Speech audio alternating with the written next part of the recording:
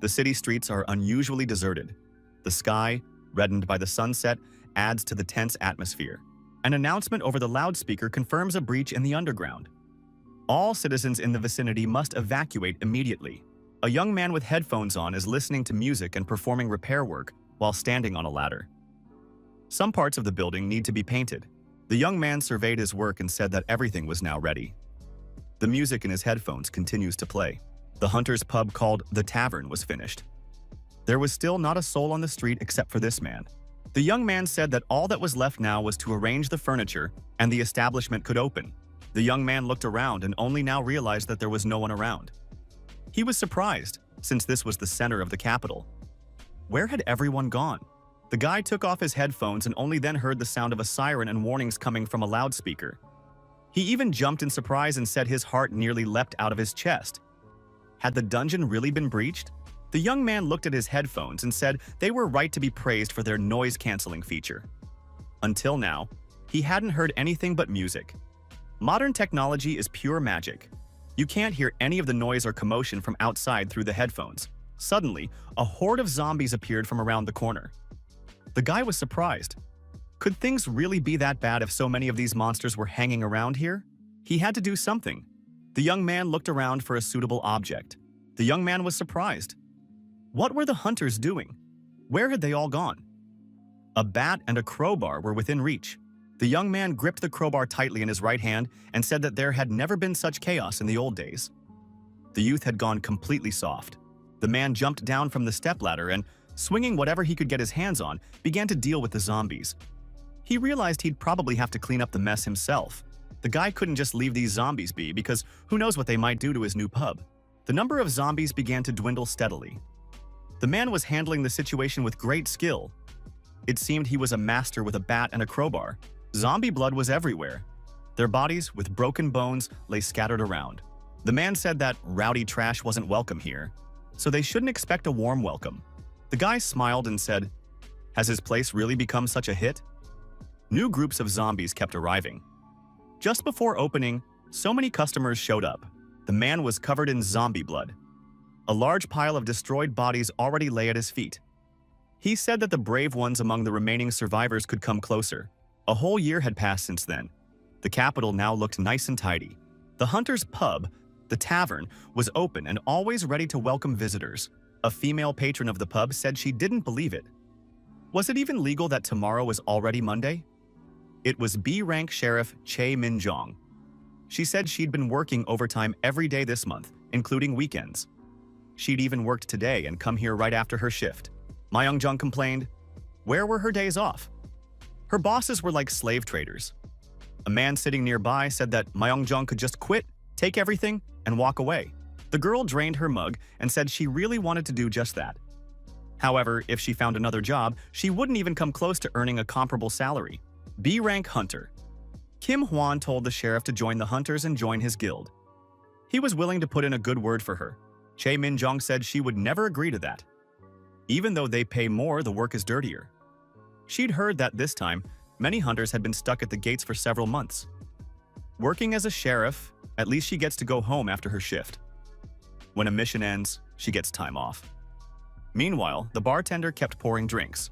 Min-jong told her companion that he and the other hunters should just do their jobs properly. If they had closed the gates on time, the sheriffs wouldn't have had to intervene at all. Kim Hwan pointed out that it wasn't that simple, since there were too many gates for that number of hunters. Min-jong pointed out that if the guy tried harder, he could save his former classmate. Kim Hwan said that Min-jong was a real beast who strangled orcs with her bare hands. Did she really need saving? She shouldn't act like a weak girl. Min-jong took offense at her former classmate. Why was he calling her that? Maybe he wanted this beast to shake all the nonsense out of him, like dust from a carpet. Yoon Lee-jun, the owner of The Tavern, placed a drink in front of the visitor and said that the double Faust was ready. Yoon Lee-jun told the two of them to drink their drinks right there. But if they wanted to have a lover's quarrel, they should get lost and go home. He couldn't stand watching them. They shouldn't upset a lonely man. Min-jong shouted loudly that that wasn't true at all. The owner reacted calmly to her outburst and said, "With her, things are never what they seem." Yoon Lee-jun added that watching those two made a lonely person want to cry. Kim Hwan told the girl not to pay any attention. The owner was just having some fun. If she reacted to his remark, he wouldn't stop. The hunter said that the sheriff falls for the owner's jabs every day. Doesn't life teach her anything? Min Jong was angry, and Yoon Lee-jun smiled slyly.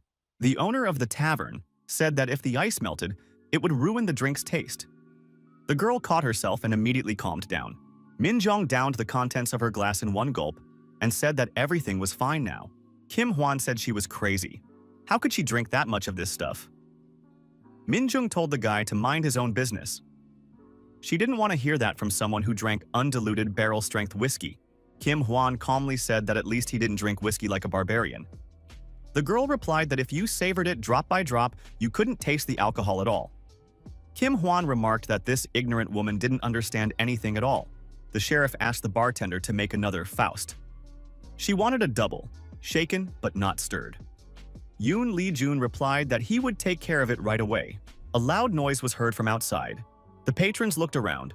Suddenly, someone slammed the door from the outside so hard that it flew off its hinges and landed in the middle of the room. The owner of the tavern and the patrons were extremely surprised. It was definitely a stranger. A stranger entered the tavern and demanded a drink. He said he wanted the strongest liquor available, a whole bottle no less. The stranger took a few steps forward and stood on the door lying on the floor. The visitor told the tavern owner that he had had breakfast with his boss that day and had even gone to the sauna. The sheriff and the hunter realized that this wasn't just some drunk who had wandered into the tavern.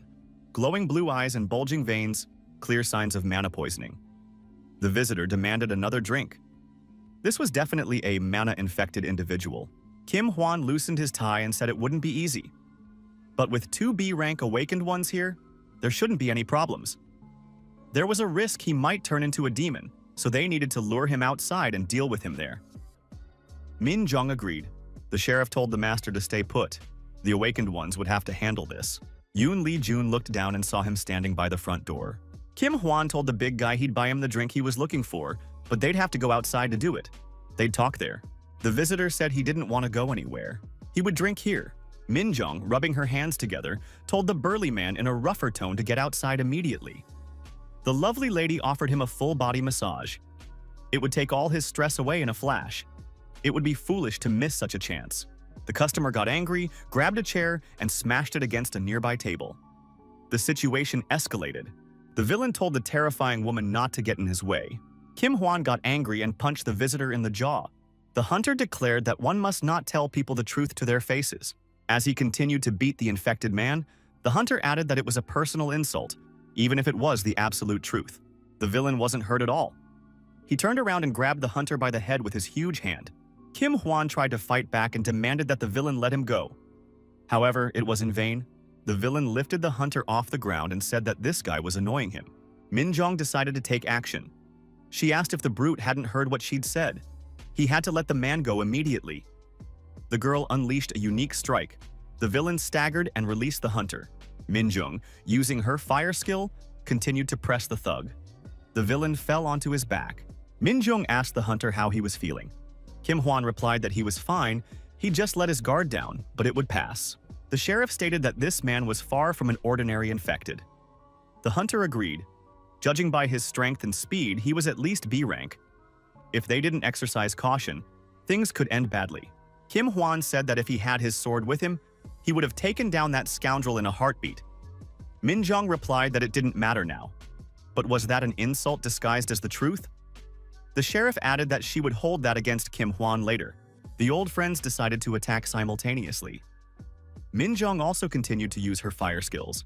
The villain's eyes began to glow even brighter. He told them not to stand in his way. At the same time, his body began to transform. One powerful blow, and the attackers were sent flying to the side. The infected man turned into an aggressive monster that began tearing the pub to pieces. Min Jun noted that this villain had already fully transformed into a demon. Would they even be able to defeat him without weapons? Kim Hwan replied that he didn't know. The hunter added that they had to try anyway. The owner of the tavern was still there, and he was just an ordinary civilian. Yoon Lee-jun headed toward the enormous monster. The sheriff shouted that it might be dangerous there. Kim Hwan told the master not to stand in front of that villain. They needed to run away immediately. However, Yoon Lee-jun was calm and confident. The monster demanded a drink again. The sheriff said that the owner of the tavern had gone mad. Even experienced hunters don't always manage to handle a monster like this. Kim Hwan repeated that the master should run away immediately. The owner clenched his fists and said menacingly to the visitor, "If you came to the pub, you should sit quietly and drink your drink." This scoundrel had trashed the entire tavern. The villain swung at the master and said that if he didn't want to give him a drink, then he would continue to rampage and destroy everything here. Min Jung screamed in fear, telling the owner to dodge. Yoon Lee-jun didn't even think about dodging. He landed a powerful blow on the thug. The monster even staggered. Yoon Lee-jun landed a series of blows to his opponent's shoulder. The monster's arm went limp and stopped responding to him. The master told the monster to grit his teeth if he didn't want to wear dentures for the rest of his life. The beating of the thug continued. In response, the monster laughed. "What kind of dentures is this man talking about?" Yoon Lee-jun continued to strike. The monster's teeth flew in all directions. The master kicked him in the leg, right on the pressure point. The monster lost his balance. He could no longer put any weight on his injured leg. Yoon Lee-jun kept beating the thug. Yoon Lee-jun was outraged and asked why this scoundrel had come to his pub. The master slammed the monster's head against the bar counter several times. The monster stopped moving. Yoon Lee-jun held his head down against the counter for a while longer. The protagonist said that the rowdy scum had been eliminated. He had to relieve some stress. The owner of the tavern declared that anyone who dared to wreck his pub would be destroyed. The sheriff and the hunter were stunned by Yoon Lee-jun's behavior. They decided it was best never to anger the master. Min Jung asked if the master was sure he was just a retired B-rank hunter. He didn't fit into that league at all. The hunter pointed out that that's exactly what was written in the country's hunter registry. Yoon Lee-jun told the sheriff that his pub had been destroyed during a demon attack. He had only defended himself because his life was in danger. This is considered self-defense and is covered by insurance. The monster groaned. Yoon Lee-jun kicked it a few times and told it to keep quiet since he was talking to people here. Min Jung looked at the deactivated monster and asked if this hooligan could have really threatened the master's life. Yoon Lee-jun remarked that this useless trash just wouldn't calm down. Hooligans these days have no idea how to behave properly. Yoon Lee-jun noted that, from a legal standpoint, he was in the clear. The sheriff agreed and added that everyone should approve this. There could be no doubt. The demon clearly attacked first. She herself, as sheriff, had witnessed the situation unfold. Yoon Lee-jun was satisfied because if they hadn't approved it, he would have had to go and wreck the police station. The hunter thought the pub owner was a strange man. The master was anything but ordinary. That had become clear from their very first meeting, which had taken place a year ago. The man had reached out his hand and told the guy to wake up. Why on earth had he decided to pass out right in front of his pub on opening day? Yoon Lee-jun stood before a man stripped to the waist lying on the sidewalk. The guy got to his feet, apologized, and said he must have blacked out for a moment. He would leave right away and apologized if he had interfered with the business's success. Yoon Lee-jun stopped the guy and told him to wait a moment. The owner added that there were no customers anyway, and he was dying of boredom. Why not have a drink before leaving? Yoon Lee-jun added that alcohol is excellent for disinfecting wounds. The young man looked up and saw the tavern sign. The young man realized he had no money. He appreciated the offer, but he didn't even have enough for a pack of ramen. The owner of the tavern said he was feeling generous today. Since this guy was his first customer, he was treating him on the house. A bottle of 25-year-old whiskey appeared on the table in front of the young men. The guest took a sniff and said that the drink smelled like a dentist's office. Why do people even drink this? The owner remarked that that was the whole charm of it. This drink is so popular that it's not easy to find. The young man asked, "Does anyone really like drinking this swill?" Yoon Lee-jun replied that the peaty flavor takes some getting used to, but once it grows on you, you can't imagine life without it. The owner was certain that as soon as the visitor got home, he'd want to try this drink again. Yoon Lee-jun told the young man that his father couldn't stand it at first either, but eventually didn't want to drink anything else. The young man was surprised. Did the owner of the tavern really know his father? Yoon Lee-jun confirmed this and added, "His name was Kim Hong, wasn't it?" The master noted that the man had been in his debt when he was just starting out as a hunter. At first he wasn't sure, but this young man's mannerisms and facial expressions were exactly like those of his old acquaintance. Kim Hwan saw a notification that a photo had been sent to him. The master said that Hong was always bragging about his son, so he'd seen more than his fair share of his childhood photos. Thanks to Hong, he was able to adapt to life as a hunter fairly quickly. Kim Hwan said that everything made sense to him now. Actually, he had recently become a hunter himself, but this was the first time he had met someone who knew his father. Yoon Lee-jun noted that Kim Hong was from the older generation and rarely visited the country. Therefore, after observing him, he decided to retire. Kim Hwan asked if it was okay for his companion to be drinking during work hours while dressed like that. Yoon Lee Jun replied that he does whatever he wants. He's the boss here. No one can tell him what to do. The pub owner pointed to the sign on the door and said he didn't plan on serving anyone else today, so he'd already put up the closed sign. He didn't feel like working today anyway. The pub wouldn't really open until tomorrow. Kim Hwan said that the image of a bartender in his mind was a bit more disciplined. This place is a complete mess. Yoon Lee Jun remarked that this was the main appeal of being the boss. Kim Hwan agreed. Being in charge had its perks. Yoon Lee Jun asked why this guy was lying in such a state in front of his pub. Even the lowest-ranking hunters aren't beaten up like that. Kim Hwan remained silent and lowered his head. The owner noted that the guy didn't have to answer if he didn't want to. He just asked out of curiosity. The hunter replied that there was nothing special about it. He owed money to loan sharks, couldn't pay the interest, so they beat him up. Yoon Lee Jun was surprised. Kim Hoon had made decent money in his lifetime. How could this have happened? Kim Hwan replied that his mother had acted as a guarantor for a friend and lost everything. Then, when he was in high school, she left a note of apology and disappeared. He also has a younger brother who is in elementary school. Yoon Lee Jun asked how much money the guy had borrowed if he couldn't even pay the interest. Even newbies should have a decent income. Kim Hwan replied that his main debt was 10 million coins.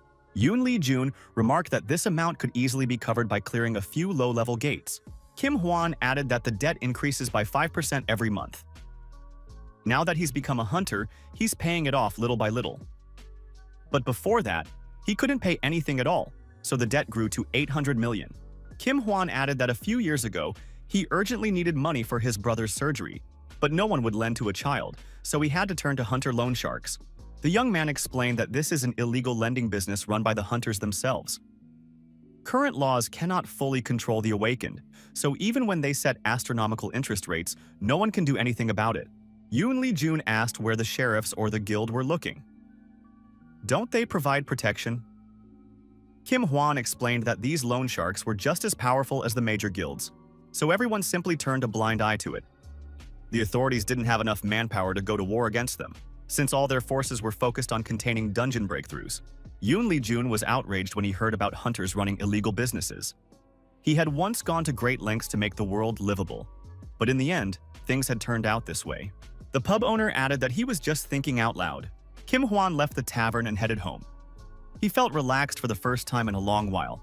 The hunter decided he'd had too much to drink because he'd been treated to free drinks. He decided to come back here once he got some money. Two people crossed the hunter's path.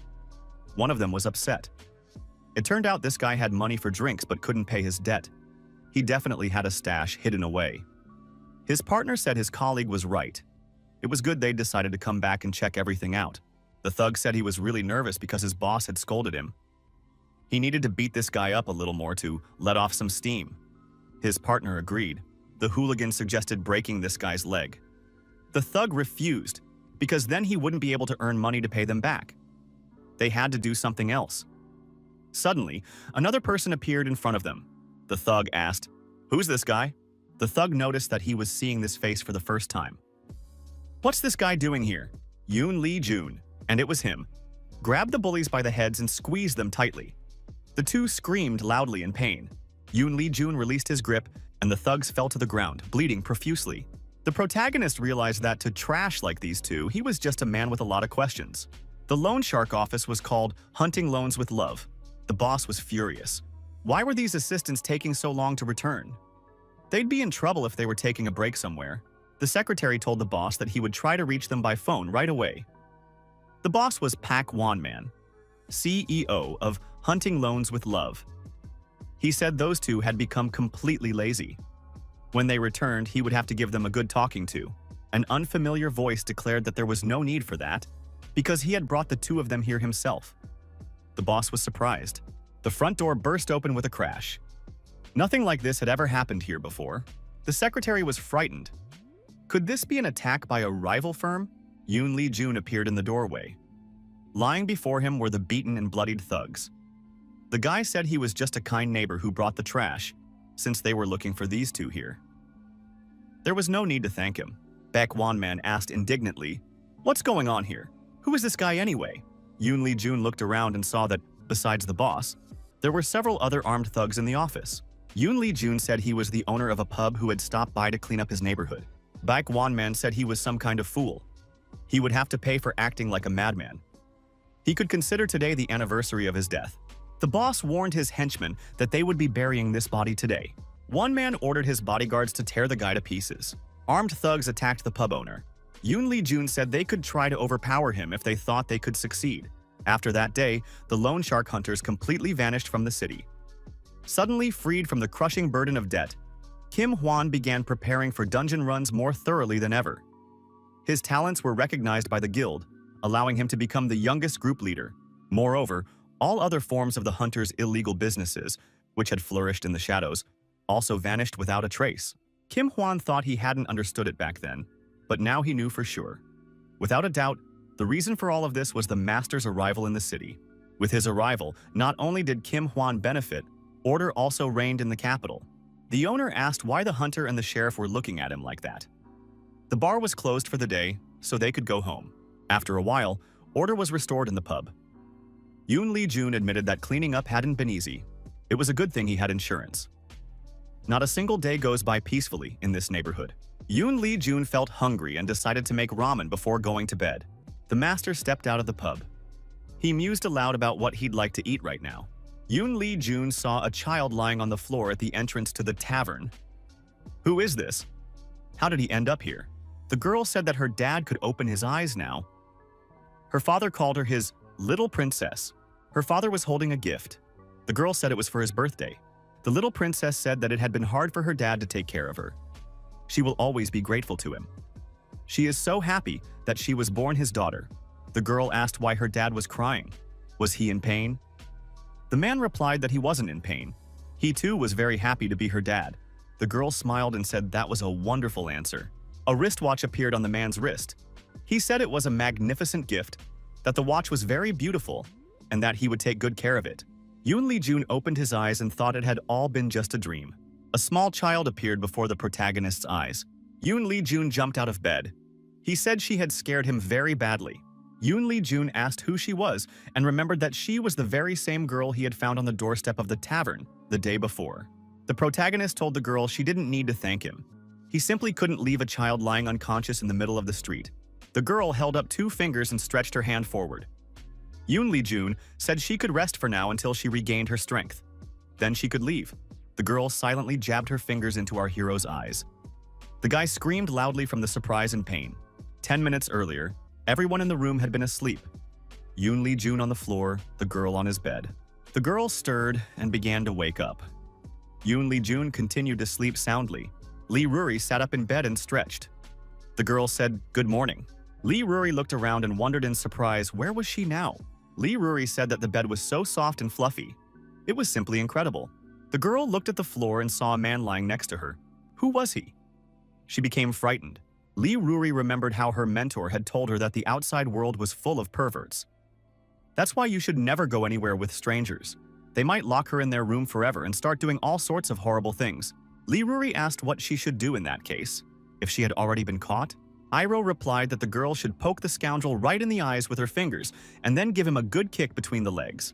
Now Lee Ruri wondered, could this really be the very kidnapping her mentor had been talking about? Yoon Lee-jun stirred. Lee Ruri realized the kidnapper was waking up. The girl was at a loss. She didn't know what to do. Lee Ruri remembered Iroh's instructions and jabbed her fingers into the stranger's eyes. Yoon Lee-jun hadn't expected his day to start with such pain and asked what she was doing. The girl replied that she was punishing the kidnapper who had stolen a fragile and beautiful girl. Yoon Lee-jun said that this wasn't kidnapping. The day before, she had been lying unconscious in front of his pub, so he brought her here so she could rest and come to her senses. The girl pointed out that she had been taught that moving someone's body without their consent constitutes kidnapping. Yoon Lee-jun replied that it all depends on the situation. Yoon Lee-jun asked why the girl had poked him in the eyes with her fingers. After all, that hurts. If he were an ordinary person, he would definitely have gone blind. The girl explained. Iroh said that's exactly what she was supposed to do. She did everything right. Yoon Lee-jun's eyes welled up with tears. He asked, "Who on earth is Iroh?" She must be some kind of crazy person. Our hero, holding his eyes, wondered, why on earth did he pick up this girl? He shouldn't have given her his bed. He should have just left her on the street. Lee Ruri thought, a warm room, a roof to shelter from the rain. Maybe being kidnapped isn't so bad after all? Yoon Lee Jun said, again, that this wasn't a kidnapping. The master said the door was open and the girl could go anywhere she wanted. Lee Ruri didn't budge. Yoon Lee Jun asked why she wasn't leaving. No one was holding her here. She could do whatever she wanted. The girl lowered her head and said she didn't know what she was supposed to do. Go anywhere. Do whatever she wants. What does uncle mean? The girl's stomach growled loudly. Lee Ruri said she wanted to eat. The guy ruffled the girl's hair and said that in that case, they would eat first and talk later. The protagonist tried to cook the food as quickly as possible and told the little troublemaker to wait a little while. He was going to make something very tasty using the healthiest ingredients.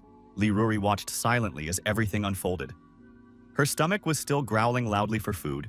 After a while, a strawberry roll was sitting on the table. The girl tasted the treat and said it was very delicious, soft and sweet. Now she knows what a strawberry roll tastes like. Yoon Lee Jun and Min Jung watched the girl. Lee Ruri kept saying from time to time that it was incredible and amazing. The sheriff noticed that this girl had an excellent appetite.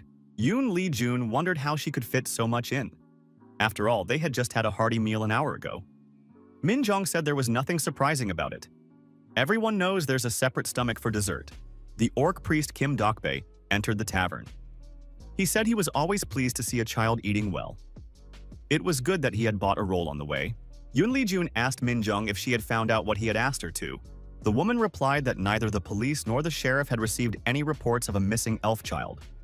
The orc said he had also asked the locals, but no one had ever seen this child before. Yoon Lee Jun wondered, maybe he should take her to an orphanage. Min Jung said that would be the wrong thing to do. The pub owner was surprised. Kim Dokbae noted that children's orphanages are difficult to maintain, and they are mainly designed for human children. That's why half-humans often become victims of bullying there. Min Jung added that the girl didn't look like a pure-blooded elf. It was quite possible that she was a half-breed, so neither the elves nor the humans would welcome her. The master asked what he should do with the child in that case. What suggestions were there? The priest said they would look for other options. For now, the master must look after her. Yoon Lee Jun was surprised. Why him of all people? The sheriff asked. Is the master really going to abandon the child at an orphanage and pretend he doesn't know her? Is he really that kind of person? Kim Dokbae added that it really was too cruel. Yoon Lee Jun said it was easy for those two to talk since the problem didn't concern them. Taking care of children isn't that simple. Lee Ruri told her uncle that it was very tasty and suggested they finish the roll together. Yoon Lee Jun picked up a fork and said he agreed. He'd check at the same time to see if the roll was really that good. Kim Dokbae, thinking out loud, wondered if the owner would let the girl stay with him. Min Jung replied that she was 100% sure he would. Min Jung asked the priest why he was drinking macchioli at a bar. Kim Dokbae picked up the bottle and said that macchioli was his favorite drink. He couldn't drink strong alcohol like his older sister. Min Jun flew into a rage again. After all, she had repeatedly told him not to call her Nuna. Kim Dokbae pointed out that he was only 26 years old. The sheriff was a year older, which meant she was his Nuna. Min Jung said the orc was making fun of her. The girl declared that she didn't like any of this at all. How could a priest with a face like that be younger than her? She would never believe it. Besides, it wasn't proper for a priest to drink macchioli. It was all too strange. Kim Dokbae said conciliatorily that the sheriff should just accept it. Min Jung said that all of this was annoying her. Lee Ruri carried a bowl of food out of the tavern and set it down on the ground. The kitten sitting nearby meowed contentedly. The kitten happily began to eat. The girl noticed that he was really hungry. Lee Ruri asked if his mother cat had come for him. Maybe he'd decided to live on his own starting today. Yoon Lee Jun watched from the sidelines as the girl sweetly talked to the kitten. The master had the feeling that Lee Ruri was actually talking to the cat. This kitten had always been timid and wouldn't approach anyone but him. Could he have just accepted food from the girl so easily? Nearby at the next intersection, a gate appeared. The sheriff told the hunter that these gates had been assigned to their guild. Kim Hwan replied that he already knew that. The hunter noted that the association had given them a lot of gates during the allocation. Because of this, there weren't nearly enough people to clear them out. The sheriff stated that she felt exactly the opposite. Now they would be the ones working overtime. Kim Hwan replied that overtime was the least of their worries. He had been called in on his day off. The squad commander reported that the gates had not yet entered berserk mode. The squad of hunters, fully combat ready, arrived at the gate at the first command. The hunter squad, Min Jong and Kim Hwan, awaited the gate's transformation. It wouldn't be long now. After a while, the squad commander, Lee Yoon-young, announced that the gate had entered berserk mode. The next moment, armed monsters began emerging from the gate. The hunters immediately attacked these monsters, preventing them from spreading throughout the city. Sheriff Min Jong, performing her duties to maintain order and using her unique abilities, fire magic, also attacked the monsters. Min Jong noted that these monsters were very noisy and smelly freaks. Captain Lee Yoon-young ordered all units to open fire to kill. The armed hunters opened fire with automatic weapons, declaring that these green monsters must be destroyed. Kim Hwan, sword in hand, bravely fought the monsters, landing critical hits on them. The hunter said he had to stay on high alert at all times since there were so many monsters. Min Jong, using fire magic, set nearby monsters ablaze as if with a flamethrower. Kim Hwan said that the sheriff was acting very provocatively, as if she were the only one destroying these monsters. Min Jong replied that from the outside, her behavior looked very cool. The hunter and the sheriff decided to make a bet. Whoever kills fewer goblins would have to buy drinks today. Kim Hwan said that thanks to the sheriff, he'd be drinking on someone else's tab today. In the end, Min Jong killed one fewer monster. In the end, Min Jong drank free alcohol. The girl said sadly that she had lost. The hunter added that he would gladly drink to her health and on her tab. Min Jong snapped back at him angrily. Yoon Lee-jun said that dungeon breaches and incidents at the gates were a common occurrence. Min Jong told the bartender to make them another round. Yoon Lee-jun greeted the new visitor. Min Jong saw this visitor and, unable to control herself, sprayed a stream of drink from her mouth right at her companion. Kim Hwan cursed in response and asked what she was doing here. Min Jong was surprised. "What is the chairman doing here?" The association chairman had indeed entered the tavern. The old man said he was very happy to see them. He hadn't seen Min Jong and Kim Hwan in a long time. He was glad that his former classmates were still getting along so well. Kim Hwan still didn't look cheerful. He greeted the chairman. It was the chief sheriff and chairman of the Hunters Association, an S-rank hunter, Baek Cheol-gu. The chairman apologized for the late visit, but he needed to speak with the owner of the establishment. Bae Cheol-gu asked the two of them to step out for a few minutes. Min Jong was surprised. Could the owner really know the chairman? Kim Hwan got up from his seat and said they were about to leave anyway. Min Jong objected, since she had just placed her order and they still had plenty of food left. Kim Hwan said her boss was asking them to leave. Baek Cheol-gu apologized for interrupting them. Because of this, he would pay their bill. Min Jong was delighted and said she'd save money on drinks today. Kim Hwan pointed out that the deal still stood. She would pay for the second round. Yoon Lee-jun told Lee Ruri to go upstairs to her room. The girl looked intently at the stern old man. Lee Ruri squinted and smiled at the chairman. The old man couldn't help himself and smiled back at the girl. The girl ran into the room and said that the slime baby was running away as fast as she could. Baek Cheol-gu remarked that this girl was very energetic. The host placed a glass in front of the chairman and asked, "Just 2 fingers of straight vodka?" Bae Cheol-gu confirmed this. The old man was pleased that the master still remembered. Baek Cheol-gu told the host that it had been a long time since they'd seen each other. Hunters make up only 1% of the Earth's total population. They are a select few, endowed with superpowers. Their strength was enough to stand up to the monsters appearing all over the world. Humanity established an association, creating a system perfectly suited for survival. Those who hunted the monsters were called hunters. The organization they created was called a guild. However, too many portals and dungeons appeared, and the hunters could no longer cope, for their strength was not limitless. Monsters began to break out of dungeons that hadn't been cleared in time, accompanied by various anomalies. The Hunters Association called this phenomenon dungeon breaches, or gate rampages. Only a portion of the hunters decided to devote themselves to eliminating these breaches, resulting in their profession splitting into 2 main categories. Those who focused on clearing the gates and dungeons were ordinary hunters. There were also those who chose to work for the state, sheriffs responsible for the country's internal security. The person who enacted the Hunter Act to protect peaceful citizens managed to restore order amidst the chaos, and led all the sheriffs was an S-rank hunter. He was the guardian Bae Cheol-gu. There was also the one whom this living legend called Brother. It was the owner of the tavern, Yoon Lee-jun. The protagonist asked how Cheol-gu knew he was here. The old man replied that he was, after all, the chairman of the Hunters Association, and had known for a long time that his brother had returned. Cheol-gu admitted that the drink the host was pouring was, as always, of excellent quality. The chairman noted that Yoon Lee-jun didn't even try to hide. After all, he openly hunted down criminal hunters. That's why they even nicknamed him Mad Dog. Yoon Lee-jun said he couldn't stand that nickname. With so many cool and flashy words out there, why did they have to call him Mad Dog? The chairman said he had nothing to do with it. Yoon Lee-jun agreed, adding that it simply annoyed him. Baek Cheol-gu said that in any case, brother had helped them a lot by keeping order in the capital. The owner replied that the old man could keep his thanks to himself. He had merely restored order around his establishment. Baek Cheol-gu asked how many years had passed. It had been since Yoon Lee-jun left to search for Siwa that they'd last seen each other. The tavern owner replied that exactly 20 years had passed since their last meeting. The protagonist added that time flies and asked, "Are the old man's sense of taste and smell still the same?" Cheol-gu admitted that he still couldn't distinguish smells, or tastes for that matter. Yoon Lee-jun remarked that in that case, there was no point in treating the chairman to good liquor. The old man objected. He could still perfectly sense the strength of alcohol and the effects of intoxication.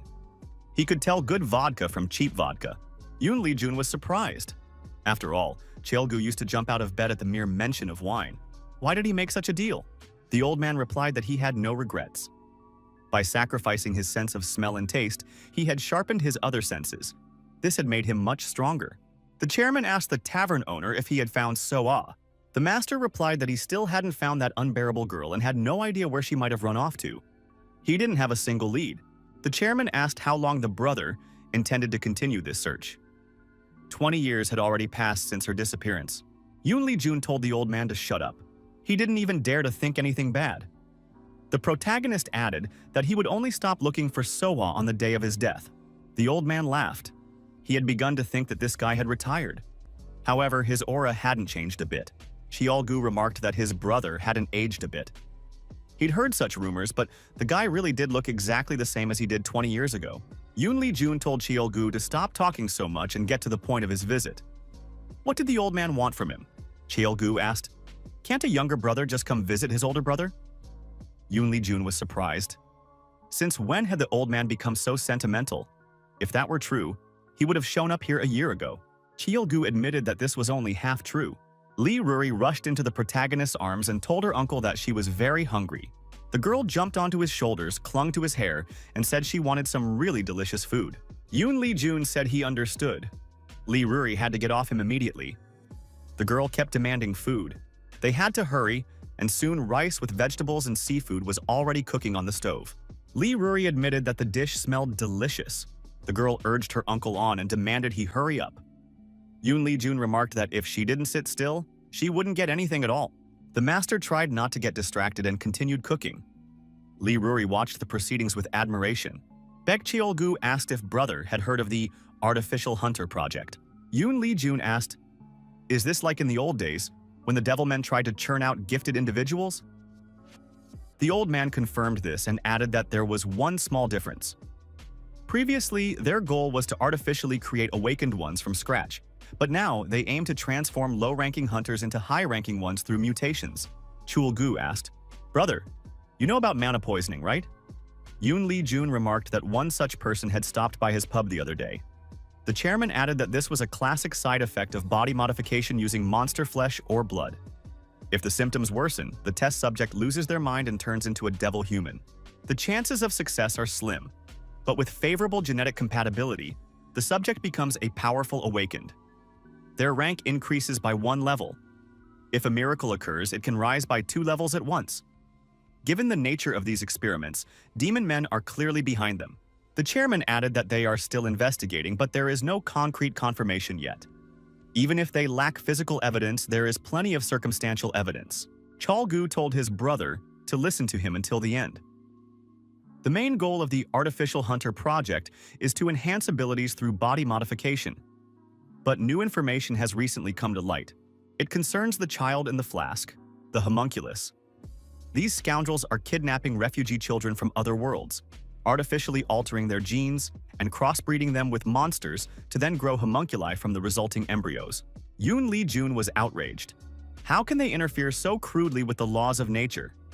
He doubts that this yields any successful results at all. Even conception between humans, elves, and orcs is an enormous rarity. Yet they are trying to crossbreed creatures that are completely incompatible with one another. Chulgu agreed that this could not possibly succeed. Most children created in this way die within less than a month. Only 1 in 100 survives to reach a year of age. Undoubtedly, only madmen are capable of such a thing. Yoon Lee-jun said he deeply regretted it. But why was the chairman telling him all this? After all, he was no longer a hunter, and he had no need to know. Chulgu asked if the girl whom his brother had taken in was named Lee Ruri. All intelligence connections had been mobilized to compile a dossier on her. The old man added that no matter how hard he looked, he found absolutely nothing on her. Yoon Lee. June asked if this could really become a problem. The chairman confirmed it.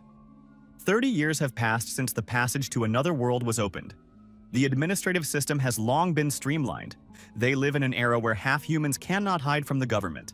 However, no mention of this child has been found anywhere. Cheolgu noted that in that case there were only 2 possibilities. Either the girl is a refugee from another world, or she is a test subject from the Child in a Flask project. The chairman added that this was merely his assumption. She was likely just an ordinary refugee from another world. Often, they simply had bad luck. They stumbled into a portal or dungeon by accident and ended up on this side. Cheolgu suggested that even if something extraordinary were to happen, it wouldn't be a problem for someone like brother. Finishing the vodka in his glass, the chairman said he had decided to warn Yoon Lee-jun just in case. The tavern owner thanked him for the information. The chairman admitted that the drink was excellent and said goodbye to brother. He promised to drop by for a visit from time to time. Yoon Lee-jun thought that this Bai Cheolgu was a real sly one. He left quietly and didn't even pay the bill. The chef said the fried rice with kimchi was ready, and the girl could start eating. Lee Ruri tasted it and said it was insanely delicious. Could kimchi really become this tasty when fried? The girl added that it was so delicious she couldn't stop eating. Yoon Lee-jun remarked that it couldn't be any other way since he had cooked it himself. Recalling his conversation with the chairman, Yoon Lee-jun thought that whatever the truth might be, there was no place left for this girl to rest peacefully, except this pub. The firefighters arrived immediately after the first emergency call. The house was engulfed in flames. Several floors were already burning. Fear was evident in the woman's eyes, and she was shouting her daughter's name, Jihyo. The woman explained to the firefighters that her daughter was still inside. She gave them the room number and asked them to save the girl. One of the firefighters was terrified. Could the child really still be in there? He told the commander that she needed to be pulled out immediately. The commander replied that it was absolutely impossible to go in there right now. The firefighter said he couldn't just stand by and watch. The man added that they couldn't just stand by and do nothing. Hadn't they become firefighters to save people? The commander told Kim Jin-soo to pull himself together. Had the guy forgotten how Yoon Si-woo had died just a month ago? Neither civilians nor firefighters could escape from such a hellish scene. The commander added that one must distinguish between courage and recklessness. He didn't want to allow any more senseless losses. Kim Jin-soo stood before the flames, unable to do anything. It really did look like madness. Sheriff Min Jong suddenly appeared. The girl told everyone to step aside. She would save this child. Surely she understood correctly that a girl was still inside the house. The commander was surprised. What was she talking about? After all, it was very dangerous. Min Jong showed her hunter's license and said she was in a great hurry. They could skip the formalities. The firefighter confirmed that the girl was still in the room on the 5th floor. Min Jung thanked him for the information. The firefighter asked the commander, "Shouldn't we stop her?" The captain replied that everything would be fine, since she was a B-rank sheriff. This woman is one of the superhumans whom ordinary citizens aren't even allowed to judge. Suddenly, there was a powerful explosion, and debris from the building flew in all directions. The woman screamed and rushed toward the fire, but the firefighter held her back. A short time later, the sheriff emerged from the flames with a child in her arms. Min Jong reported that the girl was fine. The mother rushed to her daughter. Min Jung said there was no need to worry. The girl had simply lost consciousness briefly after inhaling smoke. The woman thanked the sheriff for saving her child. Min Jung spotted a suspicious-looking man in the crowd. She wished he weren't there. Min Jung thought she was really in for it now. The bartender was mixing a drink: brandy, orange liqueur, and lemon juice. Everything had to be shaken thoroughly. The result was a sweet and sour, strong and tempting sidecar cocktail. S-rank Sheriff Kim Min-soo said it was simply excellent. The man added that these cocktails always had the perfect balance. Yoon Lee-jun replied that it couldn't be any other way, since he made them himself. Min Jong wondered why the host was being so immodest. Yoon Lee-jun asked, "Who's grumbling again over there? It's making my ears itch." Kim Min-soo asked. "Is Min-jung still holding a grudge?" Her shift had ended long ago. It was time for her to calm down. Min-jung admitted that acting on her own during the surveillance was a huge mistake, but she just couldn't stand by and watch a child die right before her eyes. Kim Min-soo said she had done everything right. Min-jung was angry at the captain. Min-jung added that the captain always acts like he's some big shot, even though he doesn't know the first thing about working on Earth. Yet today, he lectured her for another half hour. Min-jung asked, "Does a hunter's rank really decide everything? How can a person with no common sense be in charge?" The girl remarked that Kim Min-soo should be in the captain's place. Min-jung added that his track record and skills are the best among all sheriffs. Kim Min-soo pointed out that he was only a C rank. Even though a sheriff's job is considered an office job, they're still hunters, and hunters won't listen to someone weaker than themselves. Min-jung said that wasn't true. After all, she always listened to Kim Min-soo. Min-soo reiterated that he believed the girl had done the right thing. If not for her, they wouldn't have been able to save that little girl. It was unlikely a hunter with salamander skin would have happened to be passing by. Kim Min-soo remarked that his own daughter could have been in that child's place. Just the thought of it was unsettling. However, the knowledge that Min-jung could come to the rescue brought him peace of mind. The sheriff told the girl not to worry. She wouldn't face any disciplinary action at work. Even the regular police could handle simple surveillance. The guy glanced at his watch and said it was time for him to leave. Min-jun was surprised. Why was Min-soo leaving already? After all, he'd only had one drink. Kim Min-soo said he needed to check something before going home. It was his daughter's birthday tomorrow, and he wanted to finish his paperwork ahead of time. Min-jung thought of her own daughter. She wished him good luck. Kim Min-soo remarked that the hunter didn't seem to be drinking much, but Min-jung should also go home early. The girl agreed and asked him to tell Hyun-jun that she missed the girl. Kim Min-soo said he would definitely pass that on to her daughter and left the tavern. Yoon Lee-jun remarked that he was an excellent mentor. Chae Min-jong agreed and added that he was the sheriff she respected most of all. Even though his hunter rank was stuck at C, he was one of the few who deserved to be called a sheriff. Yoon Lee-jun said you can't judge a person by their rank. Min-jung agreed and asked the bartender to pour her a sidecar too. Better make it a double. Sheriff Kim Min-soo was covered in blood and sitting on the ground. The criminal declared that the hunters here were the real villains. The criminal, holding a bat, said that they were just lucky to be born under a lucky star and become hunters without lifting a finger. Now they live comfortably thanks to their high salaries. The villain added that he too wanted to live life on his own terms, just like the hunters. There was no need to stand in his way. The scoundrel shouted at the hunter not to dare remain silent. He had to say something, anything. The villain grew even angrier. Did this man really intend to play silent with him until the very end? The criminal raised his bat and added that pretending wouldn't help him. He'd see how long this hunter could last. The villain began beating Kim Min-soo with the bat. After a while, other sheriffs arrived at the crime scene. Min-jung carefully examined the crime scene. Her colleagues were meticulously collecting evidence and taking photographs. Min-jung clenched a sheet of paper with the wanted criminal's photo in her hand with anger. With tears in her eyes, his daughter begged for her father to wake up. Kim Min-soo lay on a hospital bed wearing an oxygen mask. The girl said it was her birthday today. Daddy shouldn't be stuck here. After all, he promised they'd go to the amusement park and eat all kinds of delicious treats. His daughter cried by her father's bedside. Kim Min-soo never regained consciousness. Mi-young-jung appeared at the door of the ward, accompanied by the attending physician. The sheriff asked how he was doing. The doctor replied that, fortunately, he had been found shortly after being wounded.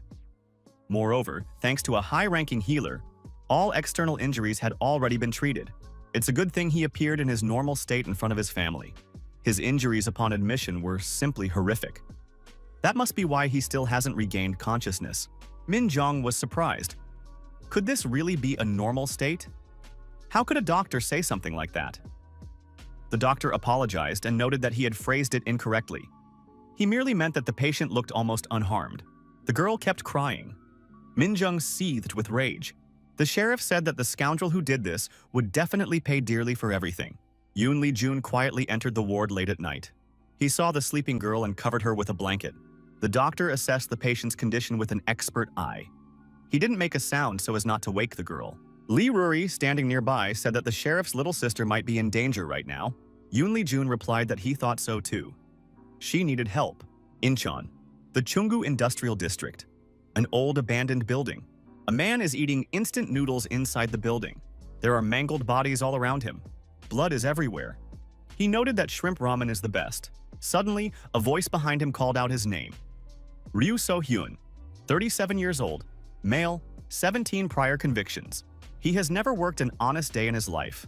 A true scum who does nothing but maim those around him due to uncontrollable outbursts of rage.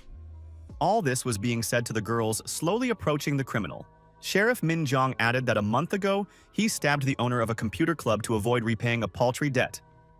After that, he managed to break free from the police cordon thanks to his incredible physical abilities. Min Jong added that since he is not listed in the Registry of Awakened Ones, there is speculation that he is a devil man who underwent an illegal procedure. To eliminate this potential threat, a sheriff was dispatched to the scene. Ryu So-hyun saw the girl and remembered. She was the very same sheriff who had rescued a child from a burning building. The villain said she was very skilled at telling stories. Min Jong stated that the fact of the warehouse owner and his employees' deaths had been confirmed. Ryu So-hyun was arrested for assaulting a detective, trespassing, and dozens of other charges. The criminal laughed and said she was acting very provocatively. To her, as an awakened one, all people probably seem like pathetic insects. Ryu So-hyun noticed that she had come here alone. Did she really expect him to obediently follow her orders? The sheriff showed her badge and told him to shut up immediately. He had the right to remain silent. Every word he said could now be used against him. She didn't care whether he hired a lawyer or not. The criminal's eyes flashed. He said they were all the same. All they did was force him to shut up and listen. They were just lucky enough to be born luckier than him. Ryu So-hyun said she had no right to ignore him, swung his bat, and shouted that he was going to destroy her right then and there. Min Jong said, "Finally, he's taken action." The main thing was that she had read him his rights. Min Jong dodged the bat and counterattacked the thug, landing a punch to his torso. The next blow landed on his jaw. Ryu So-hyun staggered and dropped the bat. Blood spurted from his mouth. Min Jong continued her attack. With a kick to the head, she knocked the criminal to the ground. The girl noticed that this scoundrel had talked so much about luck and injustice. Was this really all he was capable of? Min Jong realized that this scoundrel had beaten a C-rank hunter into a terrible state, so he couldn't possibly be that weak. The sheriff reached out her hand and told the scoundrel to get up immediately. She hadn't even started beating him yet. Ryu So-hyun raised his head, jumped to his feet, and shouted loudly. He swung his fist and lunged at the sheriff. Min Jong dodged the attack and said he was very slow and clumsy. After that, the girl landed another series of blows on her opponent. Ryu So-hyun kept coughing up blood. Min Jong was puzzled. Was he really that weak? After another blow, Ryu So-hyun flew to the side and fell to the ground. The sheriff approached the criminal again and asked why he was sitting there. Min Jong kicked him and told the scoundrel to get up immediately. Did he really think he'd get off that easily? Ryu So-hyun said that this woman had no right to look at him with such a scathing gaze. The villain shouted that she had no right to look down on him. After that, there was a bright flash, and the criminal transformed. Now the monster lunged at Min Jong. Min Jong managed to dodge effectively. The sheriff struck again, but this time at the monster. The monster stayed on its feet, counterattacked, and Min Jong took a heavy blow flying backward. The girl managed to stay on her feet. However, she realized she was now facing a more dangerous opponent. The monster said the games were over. The woman would regret coming here. Min Jong said she knew it all along. This was the demon's true form. Its movements had lacked technique, but now it was flitting about like a gymnast. The sheriff declared that now that everything had been confirmed, she no longer needed to hold back. Min Jong activated her fire skill and said she was now ready to give it her all. A fireball appeared in her hand. The girl hurled the ball and hit the monster in the head. The head burst into flames and the fire began to rage. The heat blast sent the monster's teeth flying in all directions, but it showed no fear. Min Jong activated chain reaction, and the monster's body was engulfed in flames. However, the sheriff noticed that the fire was starting to die down, and this surprised her. The girl saw that the monster was devouring the flames. How was that possible? The monster said that the sheriff was a scoundrel, but that her flames were quite tasty.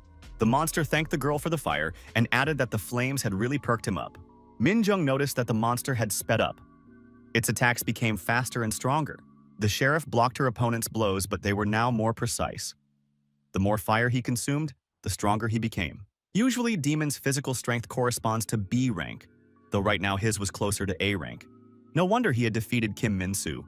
Min Jong closed the distance to within arm's reach and landed a punch right on her opponent's head. The monster just laughed in response and told her to hit him even harder. Ryu So-hyun asked the sheriff to attack him properly with her flame at least one more time. Min Jong realized that this monster was clearly some kind of pervert. The opponents exchanged a series of blows. Neither had the upper hand. Min Jong thought she had the speed advantage, but her opponent was much stronger. The longer the fight dragged on, the faster she would run out of steam. The monster uses flames to regenerate. If she lets even a single blow land, the fight is as good as over. Its fire completely suppresses the abilities of the Awakened One. The last thing the girl wanted to admit was that she was no match for this monster. Min Jong decided she would have to accept it after all. If she didn't face the truth, she wouldn't be able to win. She had to focus. If her opponent landed even a single accurate blow, she wouldn't be able to hold her ground. The monster came close enough to ask what the sheriff was thinking so intently about right in the middle of the fight. Min Jong noticed that he had become even faster. Ryu So-hyun struck, and the sheriff fell to the ground.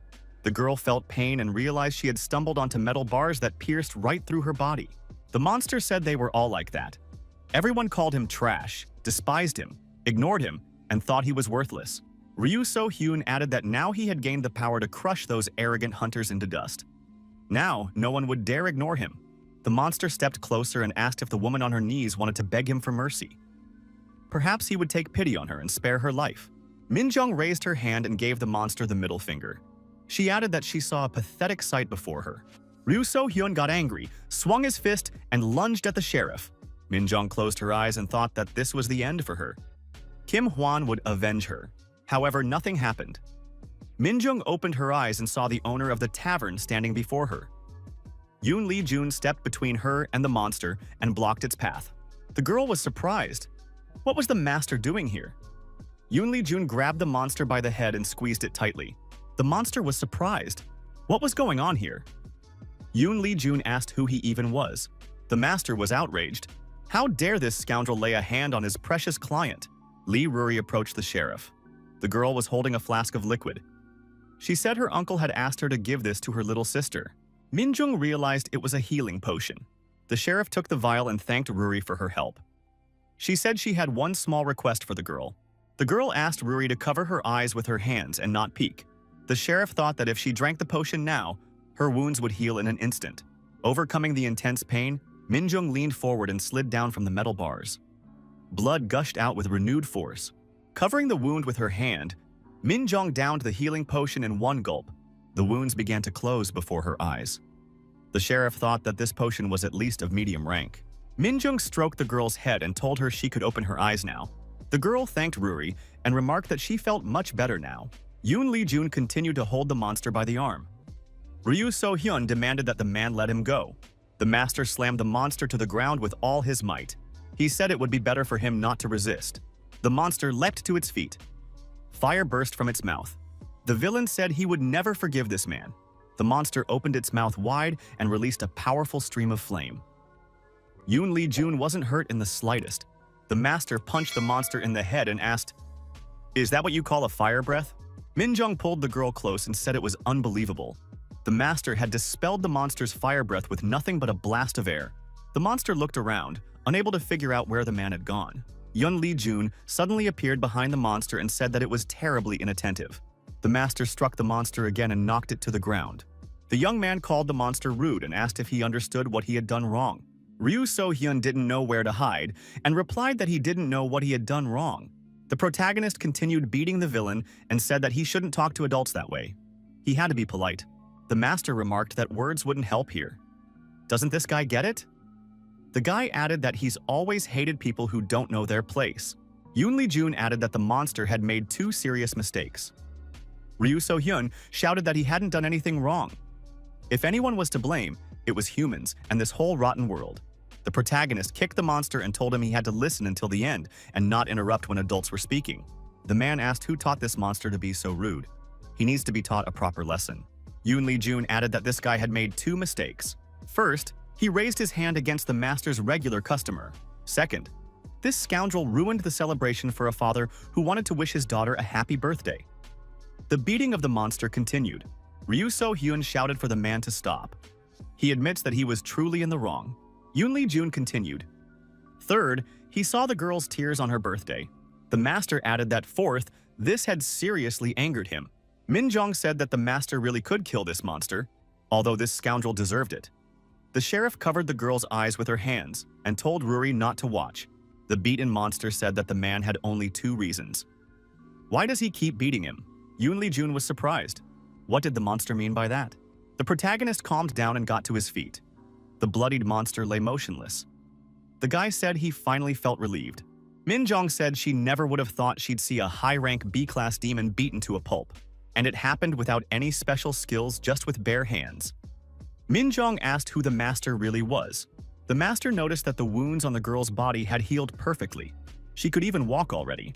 Minjong said that something else was more important right now. Yoon Lee-jun told the sheriff not to worry too much about it. He had simply lent a helping hand to a regular customer. Yoon Lee-jun turned around and asked the sheriff. She already knows who he really is, doesn't she? He's just the owner of a local pub. As he left the room, the protagonist said that if the sheriff felt she owed him, she could come by more often and drink more. The master told the girl that it was time for them to go home. Minjong remained sitting in the warehouse. By this point, she had accumulated many questions, but she couldn't find the answers. The girl continued to stay in the hospital room by her sick father's bed. The man woke up, opened his eyes, and saw his sleeping daughter beside him. Kim Min-soo told his daughter that her father had given her quite a scare. The girl woke up, saw her father awake, and threw herself into his arms. Iro and Lee Ruri ran as fast as they could in the given direction. Iro said they were almost there and that Ruri needed to hurry. Iro told Ruri to go in first. The girl replied that she understood. Iro watched the girl run away. Lee Ruri was already at the threshold of the next room. Iro turned around and saw a huge monster in front of her. Ruri asked, "Why did Iro stop? She should run away with her as fast as she can." Iro swallowed a pill and told Ruri to listen carefully. The mentor explained that if the girl were caught again, she would be treated worse than a lab rat. That's why she had to run away immediately, as far as possible. Then she would be able to live happily in freedom. Iro turned around and walked toward the monster. Lee Ruri looked at her mentor in fear. Iro broke the combination lock on the wall, and the door slammed shut. The woman said that if she blocked all the exits here, no one would be able to chase after the girl for a long time. Lee Ruri started crying and asked, "Won't Iro come with her?" Iro braced herself for the confrontation and said that Ruri was a smart girl and should already understand what was about to happen. The mentor repeated that the girl should run away quickly. She begged her to do so. Lee Ruri stood motionless for a moment, tears streaming down her cheeks. The girl rushed to the closed door and cried out that this wasn't supposed to happen. After all, Iro had promised they would run away together. Ruri continued to cry and repeat her mentor's pleas. Morning came. Yoon Lee-jun was still asleep in his bed, muttering in his sleep that it wouldn't fit him anymore. Ruri had been awake for a long time. She grabbed a pillow and threw it at her uncle's head. Yoon Lee-jun opened his eyes and called the girl a little rascal. Ruri wished her uncle a good morning. The master grabbed the pillow and rushed after the girl. He reminded her that he had already asked her not to throw pillows at a sleeping person's face. Lee Ruri was already 12 years old.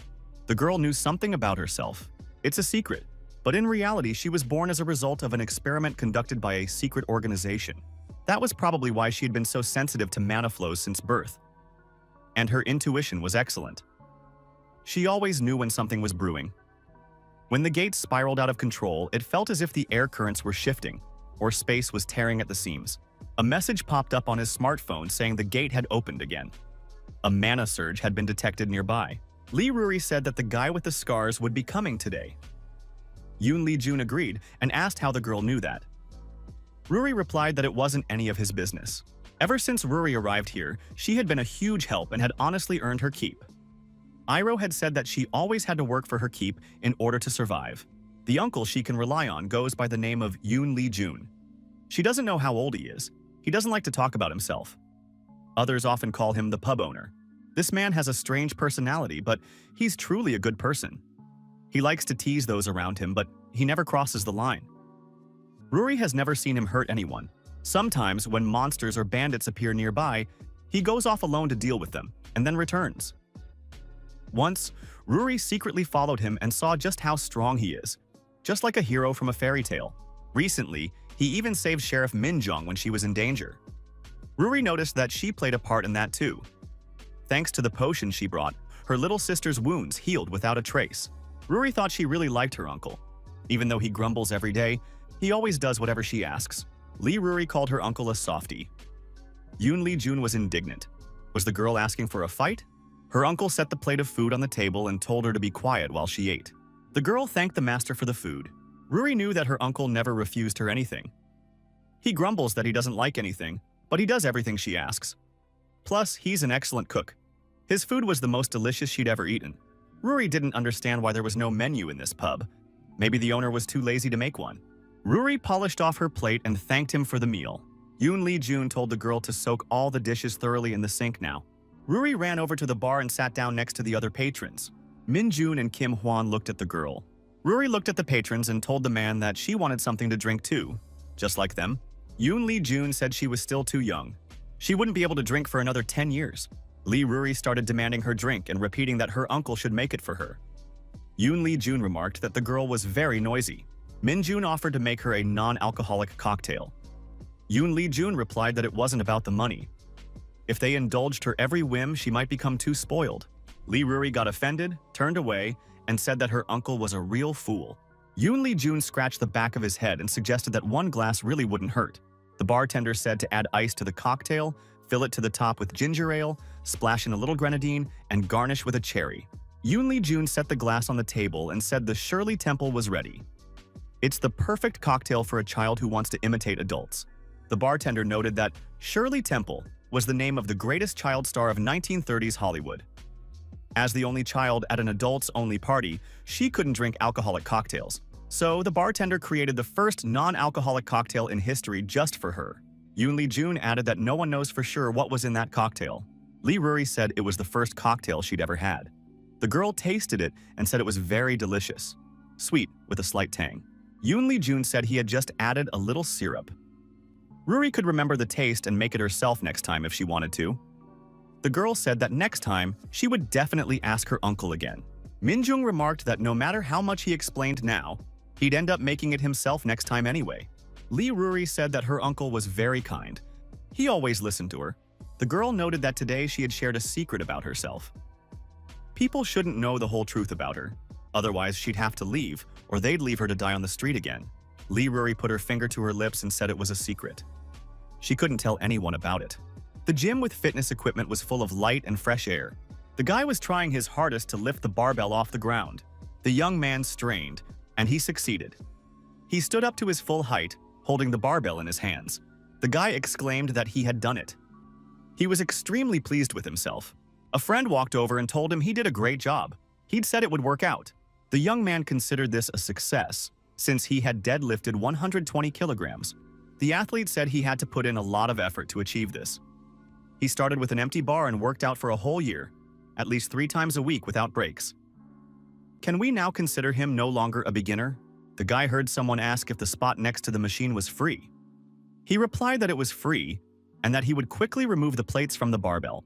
The girl said he shouldn't do that. That weight was just right for her. The young people were surprised when they saw the girl approach the barbell. The guy explained that the weight was indeed very heavy. The girl walked up to the barbell and gripped the bar with her hands. The stranger stood up straight and lifted the barbell. She performed the exercise with the same weight. The young people stood silently, their mouths agape. They couldn't believe the girl was able to lift such a weight. She repeated the exercise more than 10 times. Min Jung was focused and paid no attention to the onlookers. The girl thought, who is he anyway? How could anyone watch this and claim he was just a pub owner? A retired B rank?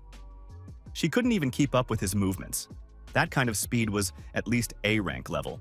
The restorative potion he gave her was definitely top quality. No intoxication. The next day, she trained without the slightest discomfort. That was the best proof? The potion was worth at least 5 million. Min Jong said that living in debt was definitely not her style. She already owed the master. How was she supposed to repay the debt now? Min Jong shouted that this was really annoying her. Who is he, really? The young people said she lifted 120 kilograms 38 times. It's beyond comprehension. She doesn't look like an ordinary girl at all. Could she really be a hunter? Min Jong answered the incoming call. Yonsan District, the Orc Quarter.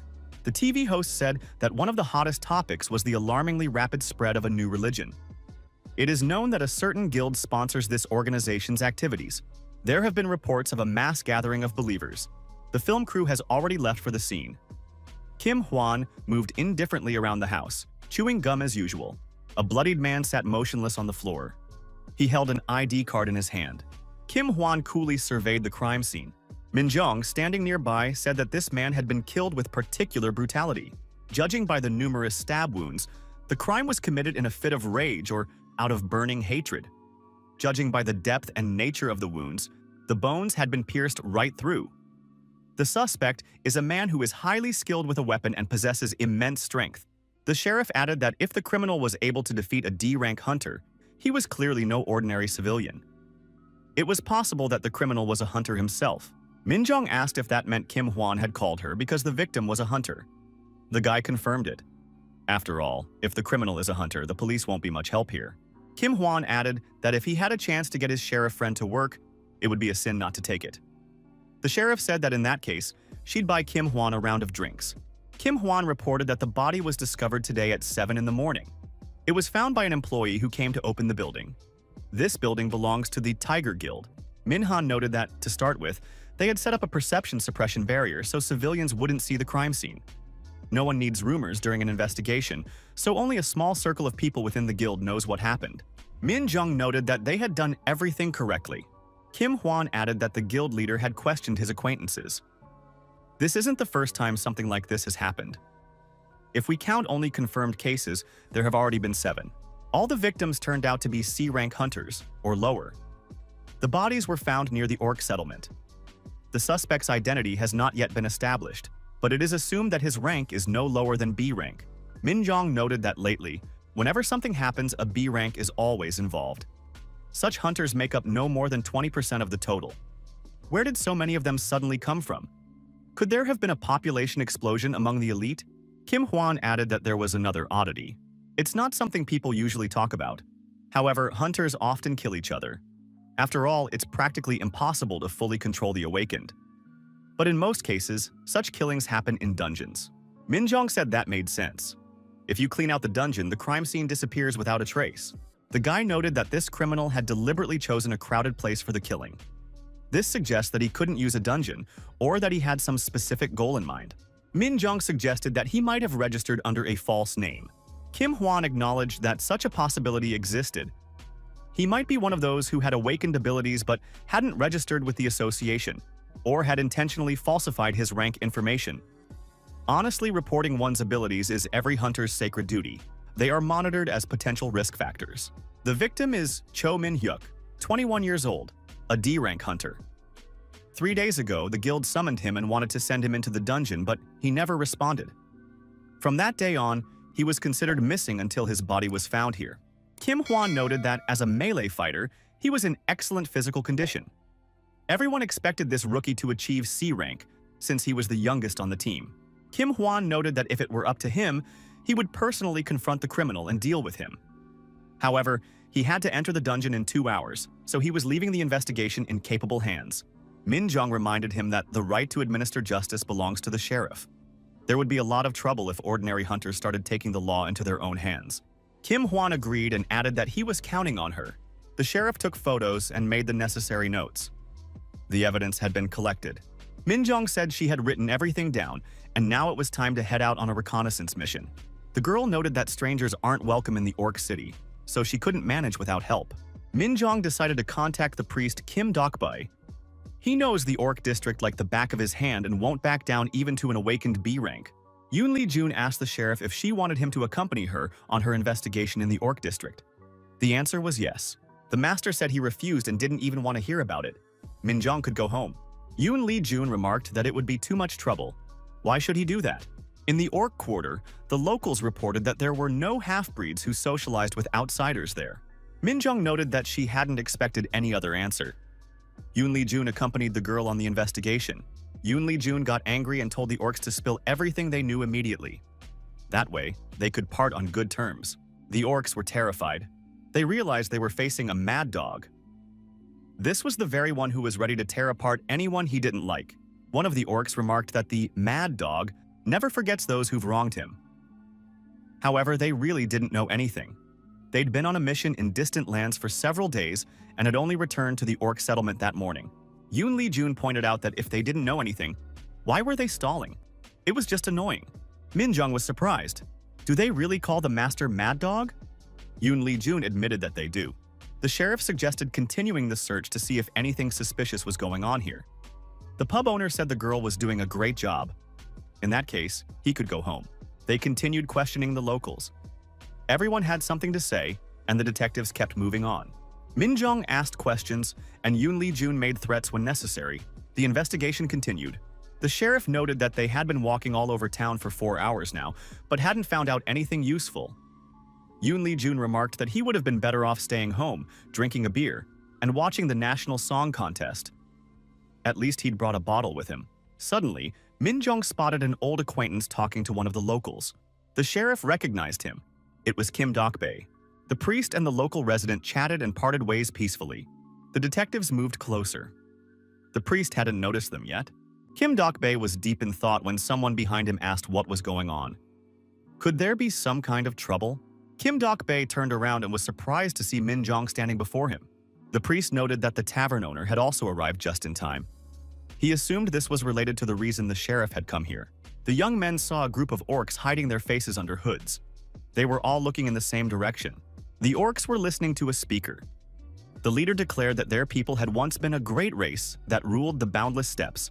In those lands, milk and honey always flowed, and no one knew hunger. Security there was at a high level.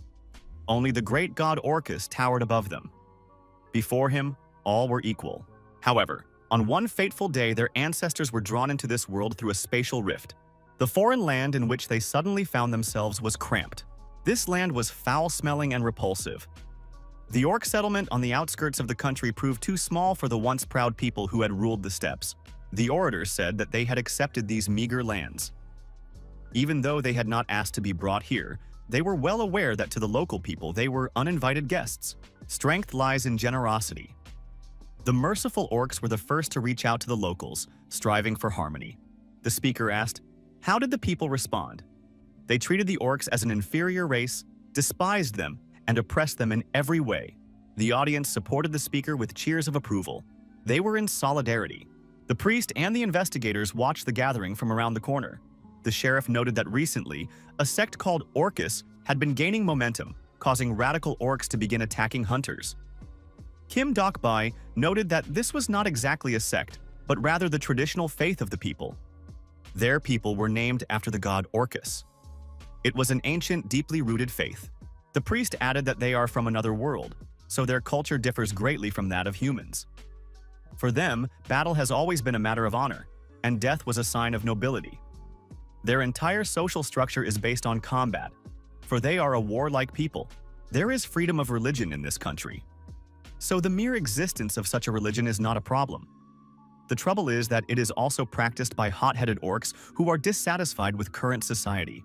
New laws have made life easier for this people. However, discrimination still thrives in society. Yoon Lee-jun noted that discrimination isn't going anywhere. People aren't even able to get along with one another. Minjung said that this was surprising. Kim Dokbae is a follower of ancient beliefs, yet he decided to become a priest. How did he even come to this decision? Dokbae replied that he decided to become a priest because orcs are outsiders in this country. To find common ground with the indigenous population, he felt it necessary to study their main cultural traditions and embrace them. Yoon Lee-jun noted that religion is the most widespread cultural layer in the entire world. Dokbae's decision to become the world's first orc priest was an attempt to build bridges for the cultural integration of humans and orcs. Kim Dokbae said the master was absolutely right. Minjung asked, why make things so complicated? We could just have a drink together and become friends. Kim Dokbae said the sheriff was right. It would be great if all problems could be solved that way. Yoon Lee-jun suggested they go find out who was brave enough to attack the hunters. The speaker continued his speech, urging everyone to remember the contempt in people's eyes and the endless discrimination that orcs face in society. The audience once again supported the speaker with cheers of approval. The speaker said that thanks to their innate strength, they work for 3 people, but still remain only temporary workers. They are paid half as much as humans for this work. The orc asked, would his brothers really just sit back and tolerate this injustice? The audience raised their hands and cheered the speaker on once more. Yoon Lee-jun noticed that this crowd even used a battle cry. Apparently, secret meetings weren't popular among them.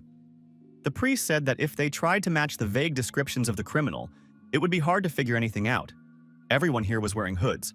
Min Jong stepped out of hiding and said that in situations like this, it's easier and faster to deal with everything head-on. She decided to go first, while her companions were to watch the crowd's reaction and look for anyone suspicious. The sheriff stood in a prominent spot and asked everyone for a moment of their attention. Min Jong showed her badge, introduced herself as the sheriff, and stated that she was investigating an incident that had occurred nearby. She would need everyone's cooperation. The local orcs were surprised. Isn't a sheriff a hunter's investigator? What is a sheriff doing here? One of the orcs became overly agitated and tried to leave the area. Yun Li Jun noticed this and said that someone was trying to escape. Min Jong noticed this too and decided to pursue the fugitive. The sheriff shouted for the orc to stop immediately and present his identification documents. The orc continued to run. The sheriff shouted that he needed to be caught, and Yun Li Jun also rushed after him. Min Jong, pushing the orcs aside, quickly ran after the fleeing figure. The orator silently watched the scene unfold. He hadn't expected to see the priest here, accompanied by people. The priest also looked intently into the orator's eyes. It was Park Chung-bai. Chun-bei, looking at the priest, called out his name loudly, Kim Dok-bei. Min Jong grabbed the priest by the shoulder and asked what he was doing and why he had stopped, since they might lose the fugitive that way. The priest agreed and said he was on her side. Dok-bei turned around and also ran after the fugitive. The fugitive panicked. Had he been caught because he'd left too many traces? He should have stopped after the first two attempts. The orc hid around the corner and decided that now they wouldn't find him. However, Yun Li Jun suddenly appeared behind him. The orc hadn't seen him yet and thought that no one would find him in his own neighborhood. Yun Li Jun asked the fugitive, "Did everyone really scatter?" The orc was frightened and backed away. The master grabbed the fugitive by the collar and held him so he wouldn't run away again. Dok-bei and Min Jong also arrived and saw that the master had caught him. The protagonist said it wasn't difficult. He hadn't even expected it to go so smoothly. The priest looked at the fugitive and recognized him. It was Chun-ja. The orc screamed that he was wrong and wouldn't do it again. Dok-bei expressed doubt that this was the criminal. He's just a kid. He couldn't even handle an F-rank hunter. Min Jong was surprised. Then why was he running away? Chun-ja was surprised. Weren't these people here because he'd pickpocketed some drunken hunters on the street? Yun Li Jun asked the priest if he had sent the child home. Dok-bei confirmed this and added that he had given him a good scolding and sent him on his way. The priest said he would fully compensate for the damage caused. Min Jong agreed. For a priest's salary, it was mere pocket change. Dok-bei objected, saying that while he earned little as a priest, he had other sources of income, so everything was fine. The priest added that the Orc District doesn't receive support from hunters, and they have to deal with the gates on their own. Yun Li Jun noted that hunters used to help the locals. However, due to discrimination and endless complaints, the consequences became dire. As a result, the orcs decided to deal with the gates on their own, and the Hunters Association welcomed this decision with open arms. Kim Dok-bei noted that the Vatican even issued him a personal permit to clear the gates. But if the gates become too large, he has to call on the Hunters Association for help. Dok-bei acknowledged that orcs are a powerful race. They are considered adults at 14, and an adult orc is as strong as a D-rank hunter. The priest added that, judging by the sheriff's account, the suspect must be at least B-rank. Even among orcs, there are few like that. Min Jong asked if there was anyone in mind. The priest recalled the orator, Park Chung-bai, and said he had one suitable candidate. He is strong enough to hunt a B-rank hunter and harbors a deep hostility toward humans. Min Jong suggested that they now knew which direction to take their investigation. But how should they proceed?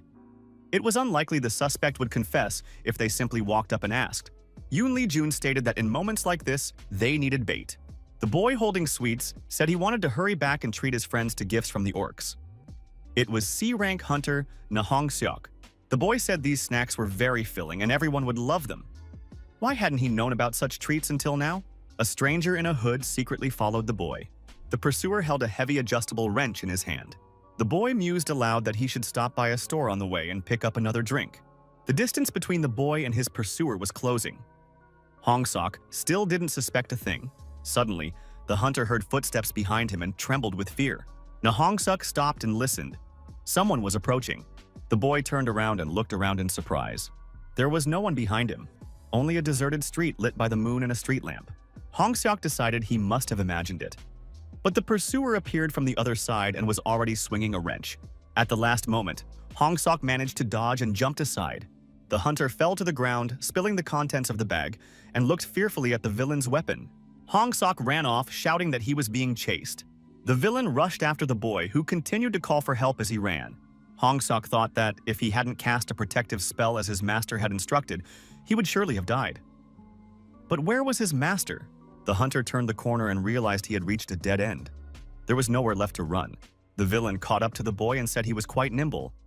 However, this is where you'll have to say goodbye to life, he added. The hooded criminal claimed that the boy had been snooping around the area for about 2 weeks. Could he be looking for a way to attack the orcs? Hong Sok admitted that it was a culinary tour. The orc replied that he didn't believe him. The young man insisted he was telling the absolute truth. He had nothing to hide. The orc swung the wrench again. The man has only himself to blame for defiling the atmosphere of this neighborhood with his presence. The young man covered his face with his hands and screamed loudly for someone to save him. Kim Dok-bae suddenly appeared. He grabbed the criminal's weapon and prevented the attack. The priest saw the attacker and said they hadn't seen each other in a long time. The attacker turned out to be Park Chun-bae. The priest noted that he had been doubtful at first, but it really was Park Chun-bae. Kim Dok-bae pointed out that an adjustable wrench was a tool for repairs, not for attacking people. Park Chung-bae shouted, "Whoever holds this wrench in their hands decides how to use it." The criminal knocked his opponent to the ground and swung his leg to strike. Park Chung-bae thought that if this novice hunter was a decoy, then the sheriff's reinforcements might be nearby.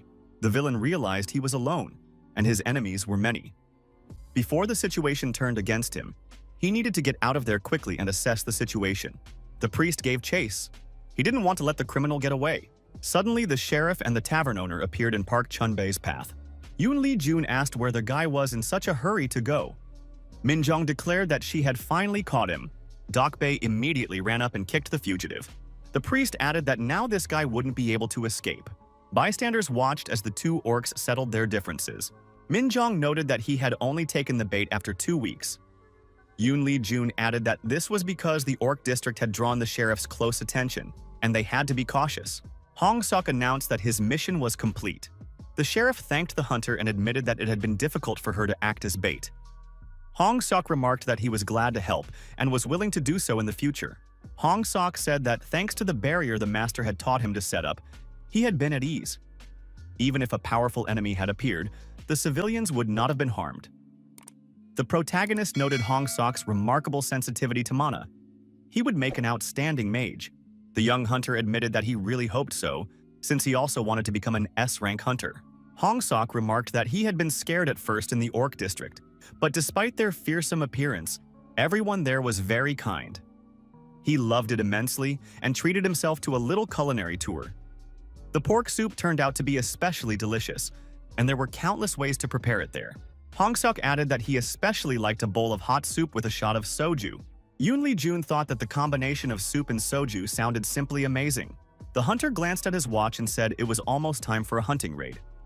He asked the master if he could leave. Yoon Lee-jun said the guy was free to go and added that the establishment would provide him with drinks for a month on the house. Hong Sok was especially pleased with that last remark. He'd be able to save money on drinks. The protagonist waved to the guy and wished him a safe trip home. Min-jong noted that this guy was very young, yet already a hunter. Yoon Lee-jun said that appearances were deceiving. He was already 26 years old. The sheriff was surprised. She had thought the guy was still in high school. The master admitted that he did indeed have a childlike face. Min-jung was even more surprised. Could the master really be saying that Hong Sok is the same age as Kim Dok-bae? Yet his skin is as soft as a baby's. What could be the secret? The sheriff surmised that the hunter possessed the eternal youth ability. She had to find out the secret behind that flawless skin at all costs. Yoon Lee-jun looked at the fighting orcs and thought that all that remained was to apprehend the criminal. The orcs fought fiercely, parrying each other's blows again and again. Kim Dok-bae and Park Chun-bae struck each other simultaneously, and when their fists collided, a massive burst of excess energy was released. The opponents were sent flying in different directions but managed to stay on their feet. The standoff continued. The priest asked, "Could it be that the serial killer who mercilessly slaughtered the hunters was Park Chun-bae?" Chun-bae replied that he wanted to clarify something. His targets were only the humans among the hunters. Dok-bae asked, "Why did he do that?" Chun-bae was surprised. Had the priest still not understood? Orcs are those who were once the center of the universe. Now they seem like trash in the eyes of humans. In body, spirit, and honor, they are noble beings, incomparable to pitiful humans. Chunbei noted that a single orc was equal in strength to 50 human men. They stood on a completely different level of development than humans. There was not a single reason why they could not lead this world and rule over all, Bei said. So Chunbei was single-handedly exterminating hunters to reduce their numbers before the war. Orcs are few, while humans are countless. Human hunters are no weaker than orcs, Chunbei asked. Is the priest really a defeatist? Does he want the orcs to bow their heads to humans for centuries to come? Kim Bei declared that this was not what he meant at all. Chunbei had hoped the priest would become a great leader who would lead all the orcs. After all, he was the 17th descendant of their lineage, was strong, and had proven time and again that he was worthy of being a leader. The strongest blood of the orc tribe's warriors flows through the priest's veins. Yet he betrayed those expectations by becoming a devout fanatic. It is a great disgrace. Does he not fear the moment when, after death, he will stand before the god Orcus? Bei said that for the sake of saving their people, Chunbei must face the truth. They are merely a minority in a world populated by humans. The wise decision would be to coexist peacefully with them, not to fight. Chunbei remarked that these were all empty words. What future and what hope could they expect by betraying their roots? The priest said he had hoped in vain that his brother would understand. Bei added that Chunbei was right. If all the cups they had drained together hadn't opened his brother's heart, then nothing would change now. Park Chung-bei threw off his cloak and said the priest was talking too much. He made it clear that the fight would continue. Park Chun-bei added that there was no point in talking anymore. The villain added that from now on, they would communicate only with their fists. Bei replied that if it couldn't be avoided, then so be it. The priest remarked that he had no choice but to accept it, as befits a warrior. He was ready to fight one-on-one. The priest also took off his cloak and prepared to continue the confrontation. Kim Bei called his opponent his brother and added that he was challenging him to a duel of honor, made, a one-on-one battle, a form of dialogue that orcs resort to as a last resort when they reach an impasse. A sacred battle in which each stakes their beliefs, ideals, and justice. For orcs, the victor's word is the ultimate truth. The loser is obliged to submit unquestioningly to the victor's will. However, if a warrior cannot accept such an outcome, he has only one path left: to fight to the very end. Bei struck his opponent's jaw with all his might. Chunbei responded in kind. The rivals stood facing each other again, exchanging blows. Then their legs came into play. However, they knew each other well and skillfully blocked the attacks. Chunbei shouted that this time the priest would meet his end and swung his leg to strike. The opponents moved from corner to corner of the room, chasing each other and retreating for counterattacks. Chunbei said that all the priest knew how to do was retreat. He should face his opponent like a real man. The criminal asked, where had the once proud warrior gone? Had he really become a weakling after becoming a priest? Chunbei reminded him that they had sworn to each other in their youth that they would devote their lives to their people. So does the oath they made, clinking cups in their youth, mean nothing at all? Chunbei continued to strike and said he was waiting for an answer from his brother. Perhaps that oath had been a lie? Bei replied that it wasn't a lie. His desire to devote his life to the orcs was still strong, and even now, he didn't think any differently. Chunbei declared that it was all a lie. Was his brother really saying that he had done everything for the orcs? Chunbei added that all the priest does is wag his tail in front of people like a beaten dog. For a moment, the rivals found themselves in opposite corners of the room. This gave them a chance to catch their breath. Chunbei remarked that his opponent was trampling on the honor of the orcs without ever having fought a single battle, as befits a true warrior. Bei said that the outcome was obvious. Does meeting one's end after an exhausting battle really mean being a warrior? The rivals continued to strike each other with renewed vigor. Chunbei began spitting blood. Bei repeated that he was doing all this for the orcs. However, his brother refused to acknowledge it, no matter how much he explained. The priest reminded him that Chunbei himself had said they no longer needed words. Bei declared that the victor would judge the righteousness of each of their actions. Minjong and Yoon Lee-jun silently watched the battle, as if it were an Indian action movie with lots of dialogue and lots of blows. The only thing missing was the music. Minjong asked the master, were they really just going to stand there and watch? Yoon Lee-jun remarked that it was better not to interfere right now. For orcs, a duel is a sacred ritual. Through it, they determine who is right and who is wrong. Anyone who dares to interfere will become the sworn enemy of all orcs. The sheriff remarked that these words reminded her of a certain card game. Yoon Lee-jun agreed that there was some similarity. The master asked, "Could the sheriff see Doc Bay's body?" There wasn't a single scar on it. Yoon Lee-jun noted that this orc might not have cleared every dungeon, but he had definitely participated in raids on A-rank gates. The fact that there wasn't a single scar left on his body spoke to his incredible strength. Yoon Lee-jun told the sheriff not to worry. Even among orcs, strong men like Doc Bay are few and far between. The girl was surprised. Was Doc Bay really that strong? Chunbei thought that for the sake of the orcs, he had fought again and again, becoming much stronger than before. Why then could he still not defeat Doc Bay? Power and triumph. Wasn't such glory destined for a noble warrior chosen by Orcus himself? Chunbei thought, could it be that, as a warrior, he was inferior to his rival? A pitiful lackey who had fallen for the faith of men? Park Chunbei refused to accept this. He said that Orcus had long since renounced them all. By the time he left the world of the orcs, no one could deny it anymore. It is not worth clinging to a false god for the sake of all orcs. Chunbei said that his rival must extend his hand to him and gain great power. Then, together, they would defeat that vile traitor who had blocked his brother's path. That traitor must be torn into a billion tiny pieces so that it causes him pain. He must become merely a stepping stone on the path to a bright future.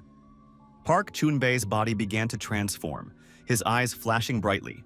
Park Chunbei turned into a monster, which immediately attacked the priest. The monster resembled the one that had previously possessed Ryu So-hyung, and the one that had appeared in the tavern.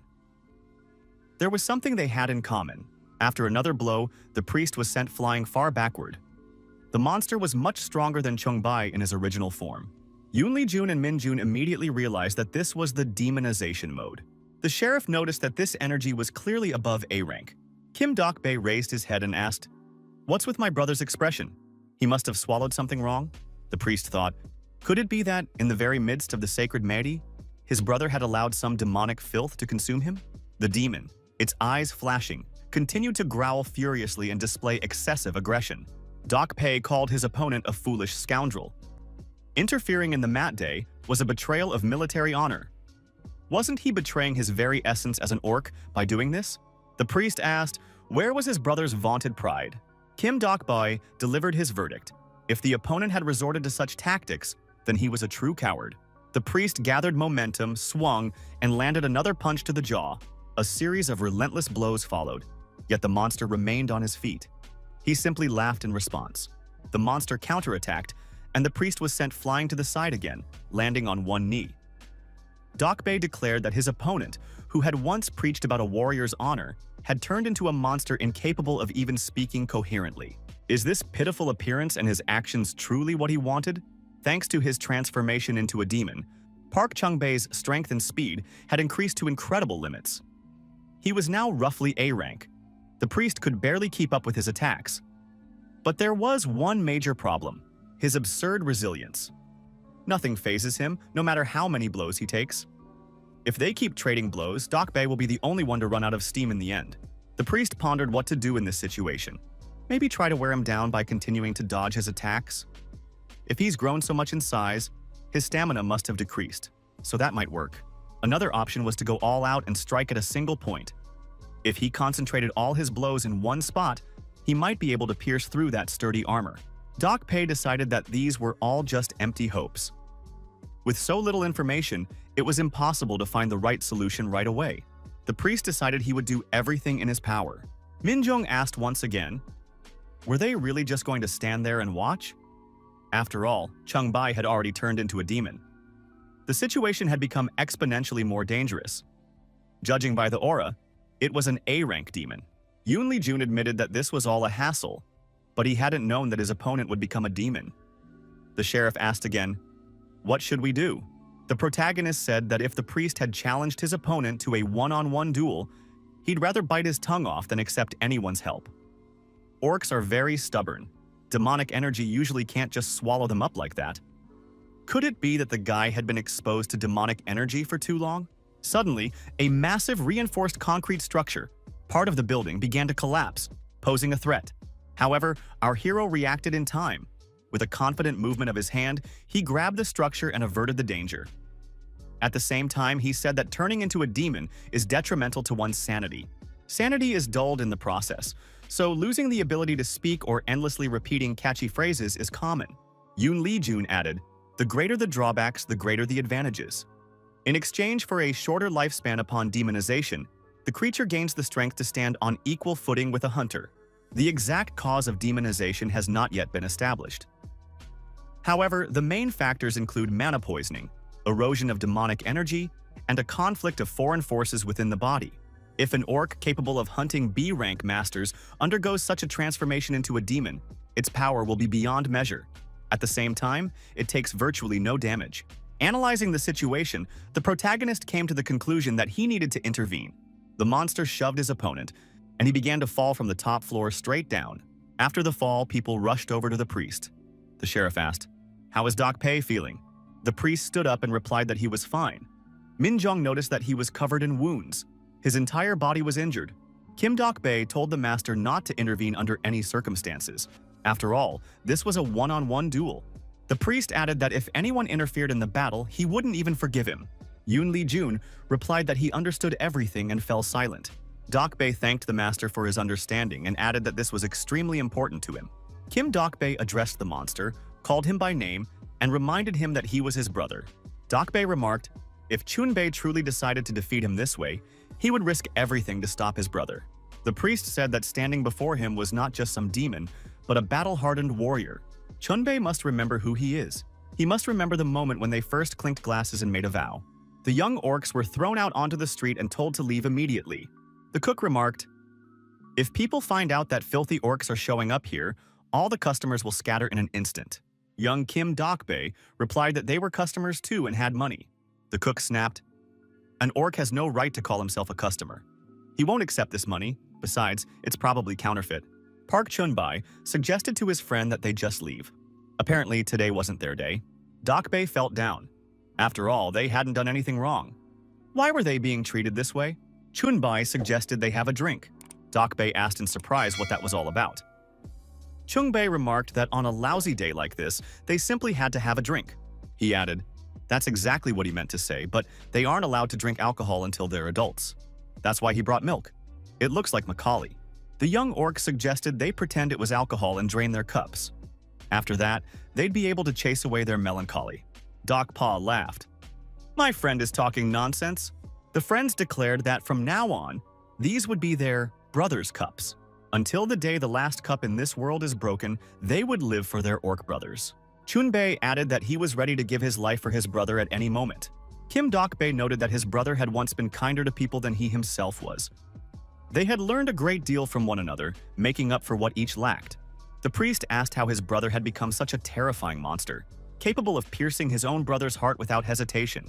Dok-bae added that Chung-bai had even rejected the honor of an orc, ready to tear him to pieces. The monster continued to growl aggressively, his eyes still gleaming. The body of the priest, Kim Dok-bae, lay on the rubble of a brick wall. With his last ounce of strength, Dok-bae sat up and looked at the enormous monster. The priest reminded him that a true orc warrior would never succumb to the influence of demonic energy, even if things had turned out this way. Dok-bae told his brother that he believed in him. He was a great warrior with whom they had drunk from the same cup. The priest added that he was proud that Chung-bai was his brother. He knew that Chung-bai would never desecrate the sacred duel. Dok-bae shouted that his brother must remember the moment when they sealed their bond with the cups of brotherhood. The monster continued to growl, baring its teeth. Its eyes still glowed. The sheriff shouted for the monster to stop immediately. Jun took a coin out of his pocket and said he could no longer just stand by and watch. Let the priest hate him for interfering in the duel. The protagonist aimed the coin at the monster. He declared, if he didn't intervene right now, Kim Dok-bae would surely die. The coin flew into the monster's body, and blood flowed from the wound. Chunbei shouted that he was a great orc warrior and gave his name. He didn't realize what he was doing, while Dok-bae continued to fight back. The monster said that Kim Dok-bae was a great warrior whom he had once envied, and a childhood friend with whom they had once forged a bond of friendship. Chunbei added that his friend had recently begun preaching incomprehensible ideals, calling for peace between orcs and humans. That was what drove a wedge between them. However, despite this, Dok-bae is dearer to him than anyone else in the world. No one can replace him. Why then is he fighting this friend? Park Chun-bae said that now he remembered they had a duel. But how did it come to this? No matter how hard he tried to remember, he couldn't figure it out. Kim Dok-bae wondered, what was his brother saying right now? Did Chung-bae just call him by name? Kim Dok-bae said with all seriousness that he believed in his brother. Chun-bae looked at his reflection in the broken glass and saw not himself, but a monster. Did he really look like that now? Dok-bae urged his brother once more to recall the moment when they had sealed their friendship with cups. At that moment, Park Chun-bae truly remembered the past. The monster still stood there, bleeding from the wound caused by the coin. The monster screamed that he was the great orc warrior, Park Chun-bae. The transformation began to reverse. The priest declared that his brother had finally come to his senses. Chun-bae realized he had regained his senses. It hadn't been easy. Even though a rift had formed between them, he had done something an orc warrior should never have done. Chun-bae admitted that he had shown disrespect in the sacred duel and asked his brother for forgiveness. Dok-bae replied that he accepted the apology and understood. It had been nothing more than an unfortunate misunderstanding. Chun-bae said that was excellent and suggested they continue the duel. Dok-bae agreed. The confrontation continued. Min-jong exclaimed that this was madness. Were they really going to fight like this? Yoon Lee-jun agreed with the sheriff. The protagonist added that it really was madness. However, such is the life of orcs. The nearest surveillance camera was operational and recording everything that was happening. The girl watching the scene was surprised. Why had the demon transformation dissipated? But this orc was interesting to watch, just a little more, and he would have become an S-rank demon. She sat in the office in front of the monitors and couldn't understand how the brainwashing could have failed, since she had spent so much time infecting this orc. The girl started to freak out and declared that this was why she hated orcs. The office floor was littered with the mangled bodies of security personnel. She said she was no longer interested in the original plan. Maybe she should just kill them all? Meanwhile, the orcs continued to settle their differences and demonstrate their strength to one another. As a result of the confrontation, Kim Dok-bae said he had managed to hold his ground. Victory in the duel was proof that his convictions were correct. Dok-bae added to his brother that he was giving this order not as a priest, but as the successor to the great leader. His crimes were grave. The people would not forgive them so easily. He must accept his guilt and suffer the punishment he deserved. The priest added that when his brother is ready, he must return as a true orc and devote the rest of his days to serving others and atonement. Dok-bae noted that this would not wash away all his sins, but there would surely be a place for him among the hunters. The priest couldn't hold himself up and also fell to the ground. The two orcs, having lost their strength, lay side by side. Min-jong couldn't take it anymore and rushed over to Kim Dok-bae. Yoon Lee-jun remarked that everything here had already been settled. The protagonist looked at the surveillance camera and added that they had an uninvited guest. The girl behind the monitors saw the face on the screen and wondered, "Who is that?" Yoon Lee-jun took aim with the coin and told the observer to stop staring at him. It was definitely annoying him. The shot was accurate. The coin struck the surveillance camera with the speed of a bullet. The camera was destroyed and shattered into tiny pieces. The girl in the security room lost the feed. The image disappeared from the monitors. She was outraged. What just happened? The stranger said she liked this guy, but who was he? She decided to get her hands on him. The girl added that after she had her fun, she would slowly tear him to pieces and watch him scream in pain. A TV announcer reported that the serial killer had finally been apprehended. It turned out to be a certain Mr. Pak, who had been terrorizing the entire neighborhood. Mr. Pak was sentenced to life in prison without the possibility of parole. He would spend the rest of his days behind bars and assist in the elimination of the gates. The C-rank hunter watched the report on his smartphone and asked, "Is the guy really claiming he had a hand in this?" Hong Sok replied that it was all true. Without him, they would never have caught the criminal. The master confirmed these words. They had tracked down the criminal only thanks to Hong Sok. Yoon Lee-jun prepared coffee liqueur with milk and an old-fashioned for the clients. The patrons were satisfied. Hong Sok asked, "It's free for me, right?" The pub owner confirmed this and added that the young hunter could order whatever he wanted. Hong Seok said he loves coffee liqueur because it's always delicious.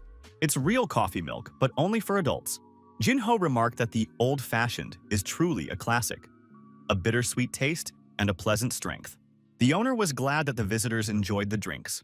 Lee Ruri saw the visitors and was surprised. One of them was just a child.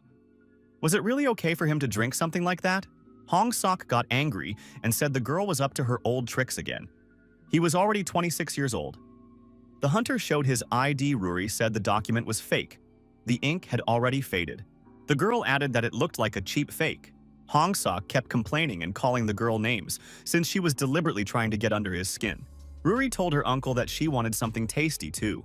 Yoon made a cocktail and said it looked almost the same but would taste much better to a child. Lee Ruri sat down next to him and began to drink her milkshake. The girl declared that it was sweet and delicious. Real coffee milk. Kim Jin-ho remarked that the girl was very cute. Hong Seok added that he also loved that drink when he was a child. Hong Seok asked if everyone had returned from the dungeon safe and sound. Jin-ho replied that it had been a reconnaissance mission. Everything went smoothly and without serious injuries. Hong Seok remarked that the last time he went into the dungeon with a party, one hunter had died. He was a rookie from another guild. They hadn't met before. Hong Seok added that there hadn't been any dangerous moments, but for the rookie, it was his first raid. The guy panicked and couldn't follow the commander's orders. Jin-ho admitted that it was sad. Hong Seok added that if that hunter had just obeyed orders, he would have come out without a single scratch. When newbies die because of their own stupidity, there's only one thought in your head. It's a shame, even though it could have been avoided. Jin-ho noted that dungeon reconnaissance is now conducted very thoroughly. Barring exceptional cases, almost everyone returns alive. Jin-ho noted that even accounting for the deaths of scouts in gates with high volatility and in dangerous dungeons, the average survival rate exceeds 90%. This is due to the fact that groups of hunters whose strength far exceeds the gate's level are specifically sent on raids. Jin-ho added that he had seen others die many times and seemed to have grown accustomed to it. Hong Seok stated that he, too, feels almost nothing anymore. The hunter suggested that the incident in the first battle after entering the dungeon happened because they simply hadn't had time to properly bond. But most likely, he really had just gotten used to the deaths of others. That is the essence of a hunter's work. Hong Seok asked, "Wasn't the master a hunter once too?" Ruri asked for another cocktail, but the master refused. Hong Seok replied that he had indeed been a hunter before. The guests asked what it was like to work back then. Was the atmosphere very different from today's? Yoon Lee-jun thought for a moment and replied that the atmosphere was only slightly different. A bloodthirsty monster roamed the city streets, hunting people and mercilessly destroying them. A man saw the monster and trembled with fear. He even froze in place. The monster lifted its victim and opened its enormous maw. The man with a sword in his hand was ready to fight. The man with the sword saw the monster swallow its victim and became even more terrified. The monster turned and approached the armed man. The man was terrified and covered his face with his hand. But at that moment, the monster was cut in two. A hunter appeared nearby and asked what the guy was doing there. The hunter reminded him that he had told him before. If the young man wanted to survive, he had to act first and ask questions later. The young man, his eyes wide with fear, told the hunter that danger was approaching from behind. Behind the hunter, Yoon Lee-jun, a huge monster appeared. Suddenly, the monster was destroyed. Another person came to the rescue. Yoon Lee-jun said it had been done very slowly. He had almost been hit. The group leader, Bae Cheol-gu, remarked that it wasn't that he was slow, but that Yoon Lee-jun was too fast. The young man was surprised. Standing before him was the very man who destroys hundreds of monsters with his bare hands. It was the Guardian, Bae Cheol-gu. Yoon Lee-jun told the Guardian that this newcomer was his fan. Cheol-gu replied that things would have been different if Yoon Lee-jun hadn't stopped promoting himself. Yoon Lee-jun remarked that this wasn't his style. He was concerned with something entirely different. He wants to clear as many dungeons as possible and do it quickly so he can get just a little closer to his daughter. Baek Cheol-gu remarked that Yoon Lee-jun says this as if he truly enjoys it. Yoon Lee-jun replied that, in any case, they need to clear out these monsters before even more of them show up. Swinging his sword, Yoon Lee-jun charged at the huge monsters, claiming he would turn this trifle into mincemeat. The young hunter watched the professional's actions with his mouth agape. Later, he told his friends how the boss had sliced the monsters to pieces with a single sword, while the guard had fought with his fists. Not a single monster could stand up to them. Together, they took down more than 20 monsters without getting a single scratch. The group's leader, Kim Hong, said their combat skills deserved great respect. The group's mage, Jegul Hyun, remarked that this guy was telling the story as if he'd been right in the thick of things, even though he'd just been standing on the sidelines. Kim Hong added that when you witness a situation like that firsthand, your emotions run wild. They felt the same way at first. Just surviving while chasing those monsters was an achievement in itself. The friends said that the main thing is to stay alive and have a beer together. Yoon Lee-jun took a few swigs of liquor from a flask and said that was just what he needed. There's nothing better than a drink after a shift. Baek Cheol-gu declined the drink and said he doesn't drink. The protagonist pointed out that it was fruit soju. He had found the last bottle in the store. In response to a question, Cheol-gu said there were currently 13 survivors. Yoon Lee-jun noted that that wasn't bad, but Cheol-gu was surprised. What does not bad mean? When they entered the gate, there were 86 of them. 73 died during the sweep. Can that really be called not bad? Yoon Lee-jun remarked that there was nothing to be done about it. Who could have known that a B-rank gate would suddenly mutate into an A-rank gate? The protagonist added that, one way or another, the core of the raid had survived, and the mop-up was almost complete.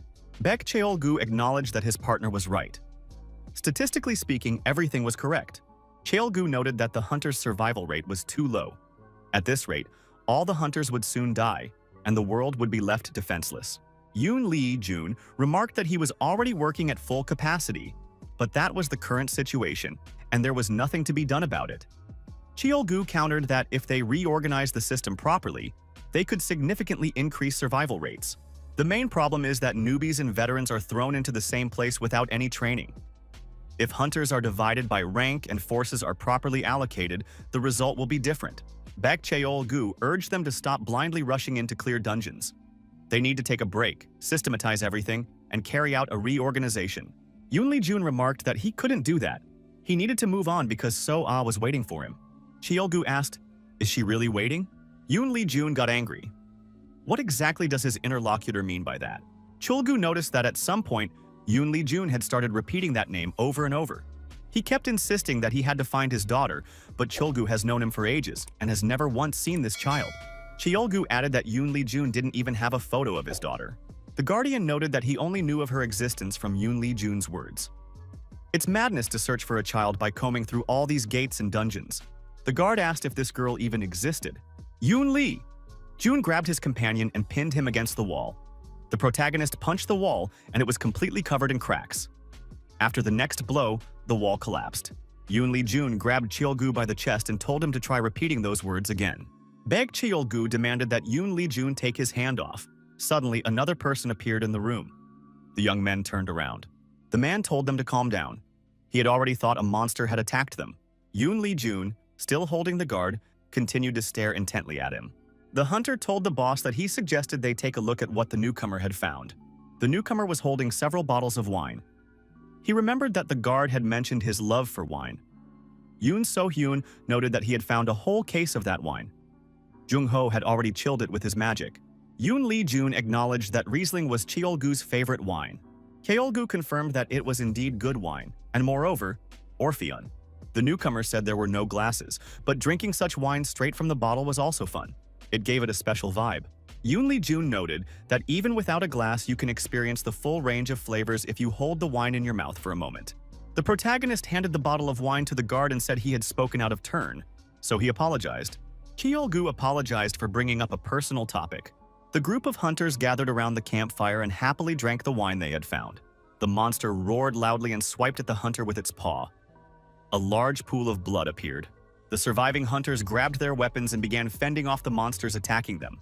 Baek Cheol-gu saw the rookie's body lying in a pool of blood and screamed in rage. One day, the heavens split open. Armed monsters emerged from the other world. The world they once knew collapsed overnight. Yoon Lee-jun, clearing the rubble of the destroyed building, told Cheol-gu to get out of there. It was then that the Guardian met the hope of the entire world, a hero who single-handedly exterminated monsters and saved people's lives. The first hunter he saw with his own eyes, Yoon Lee-jun. As if appearing from a new world, he performed feats that humans dared not even dream of. As if by fate, Baek Cheol-gu decided to face the end of the world shoulder to shoulder with this hero. Cheol-gu was not alone. Like moths flying toward a blinding light, countless people he had saved also wished to walk hand in hand with him. However, to his great regret, he was strong, unlike the rest. There were many who wished to become his comrades, but there was no less death around him. Fortunately, Baek Cheol-gu had found his strength. Though he wasn't as strong as Yoon Lee-jun, his strength was enough to keep him surviving on this journey so far.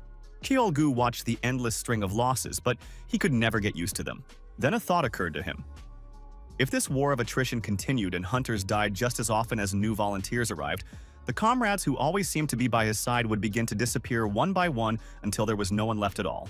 Cholgu thought that someday even he would not be able to escape death. Would it really all end with the boss left completely alone? Even when that day comes, the master will keep moving forward, farther and farther. It must be a very dreary and unbearably lonely life to live. Baek Cheol-gu thought that Yoon Seo-hyun had died. Another comrade. But surely there must be another path for hunters, one better than this. A huge pile of slain monsters loomed ahead. Yoon Lee-jun said the wine tasted bitter. Cheol-gu noted that only 7 had survived. The master added that, in the end, less than 10% had survived. He said this could have been avoided. Yoon Lee-jun added that perhaps Cheol-gu was right. His partner said he no longer intended to stand by and watch senseless sacrifices. He wanted to go back to strengthen the hunter system from within. Yoon Lee-jun would continue moving forward. The protagonist replied that there was no other way. Cheol-gu suggested that someday the day would come when even the master would decide to stop. The guardian added that this is where their paths diverge. Yoon Lee-jun said that Cheol-gu had made the right decision. However, he is not nearly as cool as Cheol-gu thinks he is. The protagonist added that heroes are those who know how to look back. For now, he does what he thinks is necessary, trusts his instincts, and moves forward. The master said that even if they look in different directions, he trusts Cheol-gu's instincts more than anyone else's. After all, he is the younger brother of whom he is so proud. Cheol-gu thanked him and said goodbye. He told Yoon Lee-jun to take care of himself. The protagonist said they should have a drink too. The young man poured the contents of the flask onto the ground and asked for forgiveness. Yoon Lee-jun told his fallen comrades to rest in peace. The protagonist left the area where the fallen hunters were buried. Hong Seok and Jin Ho continued to relax at the tavern pub. Yoon Lee-jun repeated that back in the days when he was still active, things were different. If 100 people went into a dungeon, fewer than 10 would come out alive. Hong Seok said the master was exaggerating. That was back in the era of the first-generation hunters. Jin Ho noted that he had read about it in books too. Hong Seok added that the master was talking about events from 10 years ago. But the master didn't look much older than them. Hunters were divided into generations every 10 years. They were the third generation, the newcomers. Those who had just graduated from hunter school were the fourth generation. Hong Seok noted that these days, even groups on A-rank dungeon raids often return with everyone intact. Yoon Lee-jun acknowledged that modern hunters receive a very good education. They are a cut above the old guard and know how to act in a wide variety of situations without freezing up. Hong Seok agreed. The hunter training program is constantly updated to make training more effective. The curriculum has already undergone its 7th revision. As the number of hunters grows, so does the number of dungeons with gates, so there is still a shortage of manpower. But working conditions for hunters are gradually improving. Yoon Lee-jun acknowledged that the world has become a little better. Hong Seok noticed that the master had an impassive expression. Everything he says sounds very serious, Hong Seok whispered to his partner. What if the fact that the pub owner is a hunter isn't a fabrication either? Maybe he was actually just shuffling papers in an office or working somewhere nearby with hunters. Yoon Lee-jun said he could hear everything. The protagonist remembered a certain wine and offered to buy a glass on the house. The young hunters were delighted and said they were definitely in. Hong Seok and Jin Ho tasted the wine and noted that it was excellent. They prepared grape sorbet for the girl. Ruri said it was very delicious. In the morning, Lee Ruri stepped outside and looked around. The weather was nice and birds were flying all around. The girl was delighted when she saw the birds circling around her and even landing on her head. Suddenly, the sound of an alarm clock came from the house. Lee Ruri said that it was her uncle's alarm clock, which meant he was waking up now. Yoon Lee-jun woke up and yawned widely. He definitely still wanted to sleep. The protagonist noted that he never gets enough sleep in the mornings. He needs to get into the habit of going to bed earlier the night before. Ruri peeked out from behind the door. The girl smiled slyly. Her uncle asked why she was so restless today. Ruri suggested they go explore the neighborhood. Yoon Lee-jun replied that he was very tired and would rather stay home. The girl looked disappointed. Her uncle said he'd agree to her request, but he needed to take a shower, and Ruri would have to wait. While out for a walk in town, Ruri got an ice cream cone. The girl said it was cold, refreshing, and sweet. The girl noticed that the sun was shining brightly today, so the ice cream seemed even tastier. Suddenly, Ruri winced and said her head was starting to hurt. Yoon Lee-jun remarked that this always happens when you try to eat too much cold food at once. Yoon Lee-jun heard a familiar voice. The sheriff was talking to a guy and telling him not to even think about running away. Apparently, he wanted to get himself into trouble. Why did he use his abilities for extortion? Everything was caught on camera. Ruri greeted her little sister, Young. The sheriff also wished Ruri a good morning and asked where they were headed. Ruri replied that her uncle was going on a date. Min-jun admitted she didn't know the master was that kind of person. The master told the girl to stop talking nonsense. The sheriff continued questioning the suspect and told Ruri to have a good time. Yoon Lee-jun told the girl not to grow up to be as mean as the sheriff. Ruri promised. Ruri spotted a clothing store ahead and immediately dragged her uncle along with her. The girl was completely transformed after completely changing her appearance. After that, Ruri and Yoon Lee-jun went to a cafe and ate their fill of pastries. The girl offered her uncle a piece of her cake and treated him to some. After a long and interesting walk, Yoon Lee-jun and Lee Ruri headed home. The girl was tired and fell asleep in the hero's arms. After a while, Ruri opened her eyes. Yoon Lee-jun said that she had finally woken up. Ruri thanked her uncle and said she had a lot of fun today. She said she could walk the rest of the way on her own. Yoon Lee-jun told her to sit still. They were almost there. Ruri exclaimed that she loved it when her uncle carried her in his arms. Yoon Lee-jun suggested they be quiet. Ruri asked her uncle what would happen if, purely hypothetically, it turned out that his acquaintance wasn't human at all. Yoon Lee-jun was surprised. What was she talking about? Ruri explained that he might look like a human, pretend to be a human, but actually turn out to be a monster. The protagonist replied that even if he turned out to be different from what he seemed, it wouldn't change anything. He would still be himself, just as Ruri would always remain herself. The girl smiled in response. The protagonist told the girl once again not to squirm in his arms. She never listens to him. Hunter Kim Hwan was fighting monsters in the dungeon and noticed that he'd been too lucky earlier today. Kim Hwan noted that it all started because he'd drunk a lot the night before. However, he had no hangover in the morning. He had slept for only 4 hours, but apparently slept very well because he didn't feel tired. As always at this time, the hunter listened indifferently to the horoscope on TV. The screen reported that Aquarius would have a day filled with nothing but good things today. Next, Kim Hwan made himself some ramen to cure his hangover. The hunter decided he was lucky. 1 egg had 2 yolks. Kim Hwan admitted that ramen in the morning after a night of drinking is simply the food of the gods. Before work, the hunter read his favorite comic book. In it, his favorite hero finally got his revenge on his enemy, and he felt good. Kim Hwan said it was time to go to work and put on a black suit. As soon as the hunter approached the crosswalk, the traffic light turned green. When he reached the bus stop, Kim Hwan saw that the bus had already arrived. He'd made it just in time. On the bus, Kim Hwan took the last available seat and rode comfortably the whole way. The bus arrived without any delays. There were no traffic jams or stops at red lights. Kim Hwan thought that his luck today was clearly S rank. Dungeon manager Chae Min-ha checked his documents and said that Kim Hwan had an easy day ahead of him. The hunter checked his assignment and realized he had to exterminate goblins today. The mission was assigned a D rank. Chae Min-ha said that was all that was left. For a B rank hunter, doing something like this was a piece of cake. The manager added that there was one problem. Kim Hwan was the only available hunter ready to go out. Everyone else was already on missions. Min-ha added that she really didn't want to say this, but according to the rules, even low-level dungeons must be entered by at least 2 people.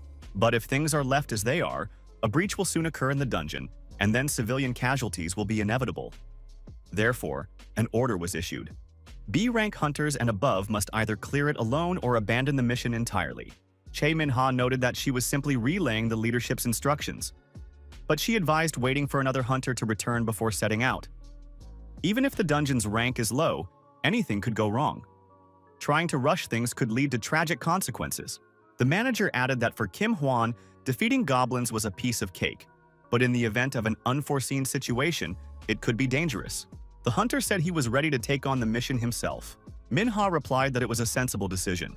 Going there alone was too dangerous, but waiting for someone else to arrive was risky as well. The manager realized, didn't Kim Hwan hear her?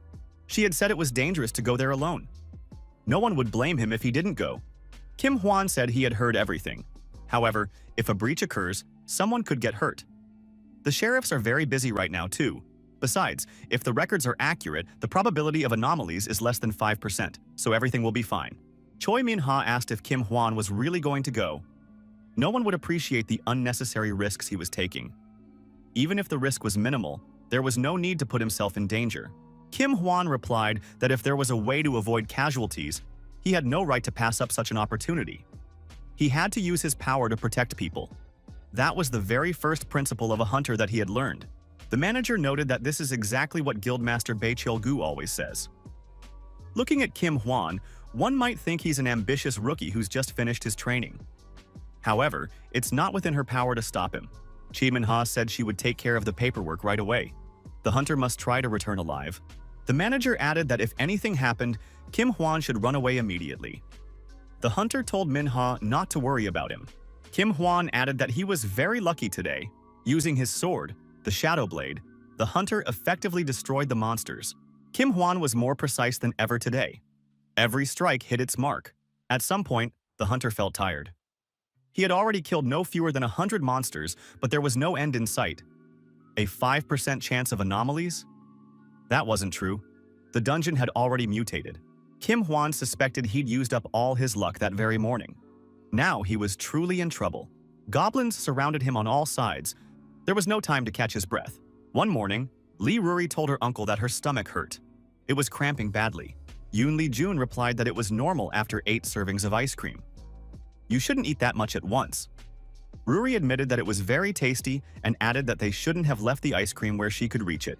The door to the tavern swung open, and the sheriff appeared in the doorway. Minjung told the master that she needed help. The worried girl noted that Kim Hwan was in trouble. Yoon Lee-jun asked the sheriff to quickly explain what had happened. Minjung explained that the hunter had entered the dungeon and hadn't returned yet, even though the time limit had already expired. Apparently, he was unlucky. The dungeon had mutated. There aren't enough hunters and sheriffs right now, so reinforcements aren't coming. On top of that, she needs to stop another breach. Minjun begged the master to save Kim Hwan. The protagonist was already heading toward the dungeon. The manager greeted the master and said she was glad to meet him. Minjun had told her a lot about him. Chai Min-ha noted that she couldn't rely on retired veterans. However, there was no choice now. Time was running out, so she was counting on the master. Min-ha admitted that it was her fault. She shouldn't have sent the hunter alone. Yoon Lee-jun replied that she shouldn't be upset. It wasn't anyone's fault. The master added that everyone had been working themselves to the bone. Kim Hwan had simply been unlucky. But it wouldn't last long. Things would soon be back on track. Yoon Lee-jun added that there was no need to worry. He would definitely protect his client. Min-ha said she trusted the master. Yoon Lee-jun looked at the empty chip bag and sighed. He barely had time to eat them, and there were never enough. Chae Min-ha noted that everything was just as they'd said. This man exuded the aura of a seasoned professional. The seasoned professional tried to scrape the last crumbs of chips out of the bag. He noticed that the portions had become quite tiny lately.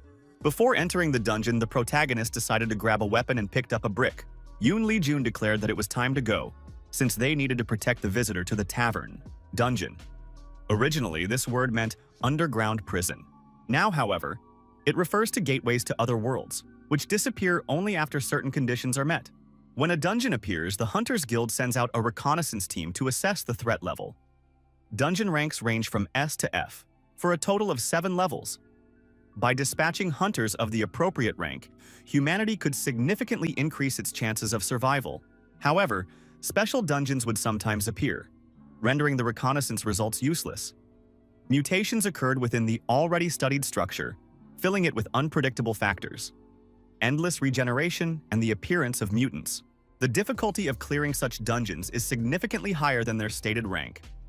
Hunters call this phenomenon the emergence of a singularity in the dungeon. Dungeons with singularities have claimed countless hunters' lives. Yoon Lee-jun noticed that this was strange. If they were reproducing as actively as the instructions stated, they should have appeared by now. He expected goblins to come pouring out in droves. Could this cave really be that deep and spacious? Goblins are vile monsters, the perfect embodiment of the principle. Strong against the weak, weak before the strong. They have an incredibly high reproduction rate. Under favorable conditions, their numbers grow at a frenzied pace, just like cockroaches. When the population becomes too large and food supplies run out, they resort to cannibalism, mercilessly devouring the weakest members of the tribe. In terms of height and intelligence, they are no different from ordinary children. An adult can easily defeat 1 or even 2 goblins. Thanks to their excellent night vision, they feel right at home in caves. Goblins know they're weak on their own, so they always stick together in groups. If goblins were even slightly smarter and stronger, they would rule the world, not humans. Jun noticed that the stench from the goblins was becoming increasingly unbearable. They should be appearing soon. The protagonist spotted a single goblin and said it was his first visitor. As a token of gratitude, he would do it a special favor. The master employed a top-secret technique honed over years of hunting. The goblin was struck on the head with a brick. It was the first strike and an instant guaranteed victory. Jun asked the goblin, "Did he enjoy the blow?" Another goblin appeared behind our hero. The master said that the next visitor shouldn't be so jealous. There were plenty more treats on the menu. Using an empty chip bag, the protagonist managed to grab the goblin's dagger by the blade. Jun took the knife and thanked the goblin for the gift. He looked at the weapon and said it was a dagger made of scrap metal. With his next move, our hero plunged the knife into the goblin's neck and said it was just perfect. As he continued to strike, Jun noted that if a weapon is too long, it's extremely awkward to wield in narrow caves. The master looked up and saw a group of goblins approaching. Jun suggested they take turns and not crowd together. Or do goblins have their own preferences? After another strike, the knife in our hero's hands broke. The master reached into his pocket and said that with tips like that, these goblins didn't seem like normal customers. Jun pulled a flashlight out of his pocket and turned it on. The bright light blinded the goblins. The monsters squinted and began covering their eyes with their hands. Such light was unfamiliar and harmful to them. Jun noted that modern flashlights were incredibly powerful. Technology had reached a whole new level. Our hero plunged the broken dagger into the eye of the nearest monster. The protagonist snatched a club from the goblin's hands and began swinging it, sending the monsters flying in all directions. The guy noticed a stone axe in the hands of one of the goblins. A moment later, that axe was already chopping through the monster's skulls and bones. Our hero continued the bloody battle. However, it was more like a game of goal days. Jun warned the goblins not to get into a fight if they knew they had no chance of winning. Was there even a single goblin here willing to listen to him? Threatening them with punishment, the protagonist said he was willing to spare them, but on one condition. They must raise their hands if they had seen another person here. A story about him might save them. Jun thought that many years had passed, yet the goblins still hadn't learned to understand human speech. Why had he even bothered to speak to them? Suddenly, a huge monster emerged from the darkness. The protagonist thought, could this be the mini-boss's entrance? It must be a warrior goblin. But it doesn't belong in a D-rank dungeon. This is definitely a dungeon with a singularity. Jun decided he had no choice. He would destroy all the monsters until he met Kim Hwan here. At some point, the master calmed down. All the goblins around him had been destroyed. The guy looked around and said there had been quite a few goblins. Jun stated that he had killed about 50. However, they seemed to be reappearing. The protagonist wondered if this was really typical goblin behavior. The one who looked the strongest was just watching from behind. Jun declared that this cunning scoundrel was unworthy of being called a warrior. The master said he was already getting bored. Would this monster show something interesting? The senior goblin sent his minions to attack the man. Jun thought, have they really become braver just because there are too many of them again? He couldn't stand it. The protagonist decided to play around with the monsters a little. One of the goblins crept up from behind and attacked our hero, striking him in the back. The master lost his balance and fell face first. The monsters pounced on the man and began striking him with their weapons. The goblins didn't stop beating Jun. Blood spattered everywhere. The senior monster showed bravery and moved closer to the man lying on the ground. He was confident of his safety. Jun was surprised by what the goblins were doing. They shouldn't celebrate too soon. They'd better take a closer look. The master had said that the goblins should pay attention to exactly who they were turning into a bloody mess. The senior goblin looked at the victim and was terrified. After all, it was one of his own kind. On average, goblins' vision is 1/10 of normal. Because they can barely see anything, it's all too easy for them to fly into a rage. That's why they often don't even realize what they're doing. Jun noticed that even if he were to put one of their own in the line of fire at the moment of the strike, they wouldn't notice it at all. The master noted that if the goblins were even a little smarter, they would be a much bigger problem for humans. Jun thanked the goblins for remaining just as they were, stupid, low-level monsters. The elder goblin got scared and tried to run as far away from the man as possible. The master wondered if this creature could even be called a goblin. The strongest of them turned out to be the biggest coward. Jun grabbed the goblin by the head and asked where he was planning to run. The only way out was across the river Styx. Hunter Kim Hwan, standing atop the monster's chests, said that these goblins stank unbearably. Kim Hwan decided to grab a snack and pulled out a package of protein bars. The hunter said that 27 hours had already passed since he got stuck in this dungeon. When would the rescuers arrive? Considering they were short-handed, it could take a long time. Kim Hwan didn't know how much longer he could hold out here. This might be his last protein bar. The hunter jokingly wondered if he should start eating goblins, like in dungeon delicacies. But he definitely wasn't capable of that. Kim Hwan had heard that goblins eat each other when they run out of food. Apparently, they have strong stomachs. The hunter said that you could actually die doing that here. If he'd known it would end like this, he definitely would have formatted the hard drive on his computer. Kim Hwan heard a suspicious sound and turned around. Behind him stood a large goblin who had dragged a fellow goblin along. The goblin opened its mouth and prepared to devour its prey. The hunter watched the scene unfold with horror and revulsion. The large goblin began tearing at the victim's flesh with its teeth and swallowing it. The hunter was surprised.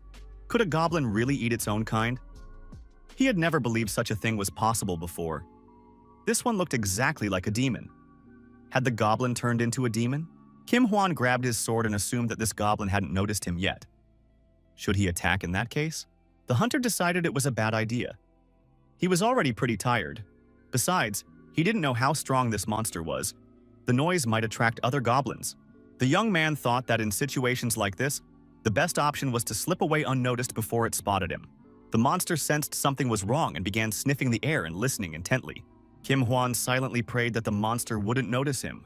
Yun Li Jun decided that the goblins in this area were dealt with. They needed to move on. The master said he had thoroughly checked everything here. However, no traces of the hunter Kim Hwan were found. Yun Li Jun said there was nothing to be done. They would have to go further down. Our hero stepped into the darkness. Kim Hwan tried to run away from the cannibal goblin as fast as he could. His pursuer kept up with him. Small goblins appeared in the hunter's path. He began to scatter them in different directions. Kim Hwan even politely apologized as he cleared a path for himself. All the hunter needed was for the goblins to get out of his way. Kim Hwan drew his sword from its sheath. If they wouldn't take the hint, he'd have to use force. The hunter used the Shadow Blade skill, and pieces of the goblins flew off in all directions. The pursuer became distracted, trying to swallow the goblin's scattered parts. Kim Hwan thought this monster was a real glutton. He decided to eat right in the middle of the chase. The cannibal monster tossed another piece of goblin aside. He didn't like the taste. The hunter said it was unseemly to waste food. The monster kept up. Kim Hwan thought there was no escaping his pursuer. Running away wouldn't solve anything. However, confronting this monster head-on was too risky. At some point, the hunter realized that escape was no longer possible. He had reached a dead end. Kim Hwan thought that if things had turned out this way, and there was no choice, then he was finished. He couldn't defeat the endlessly respawning goblins on his own. Consequently, clearing the dungeon was impossible. That meant he had to hide until the search party arrived. However, it won't be easy to evade the senses of this creature, which resembles a dungeon boss. Still, if he can take out even one of them, he might just manage to hold out. Kim Hwan drew his sword from its sheath and thought that the monster had seen him running away, so it was surely underestimating him. If he could pick the moment when the monster let its guard down and land a powerful blow, his chances of survival would be higher. But he had only one chance.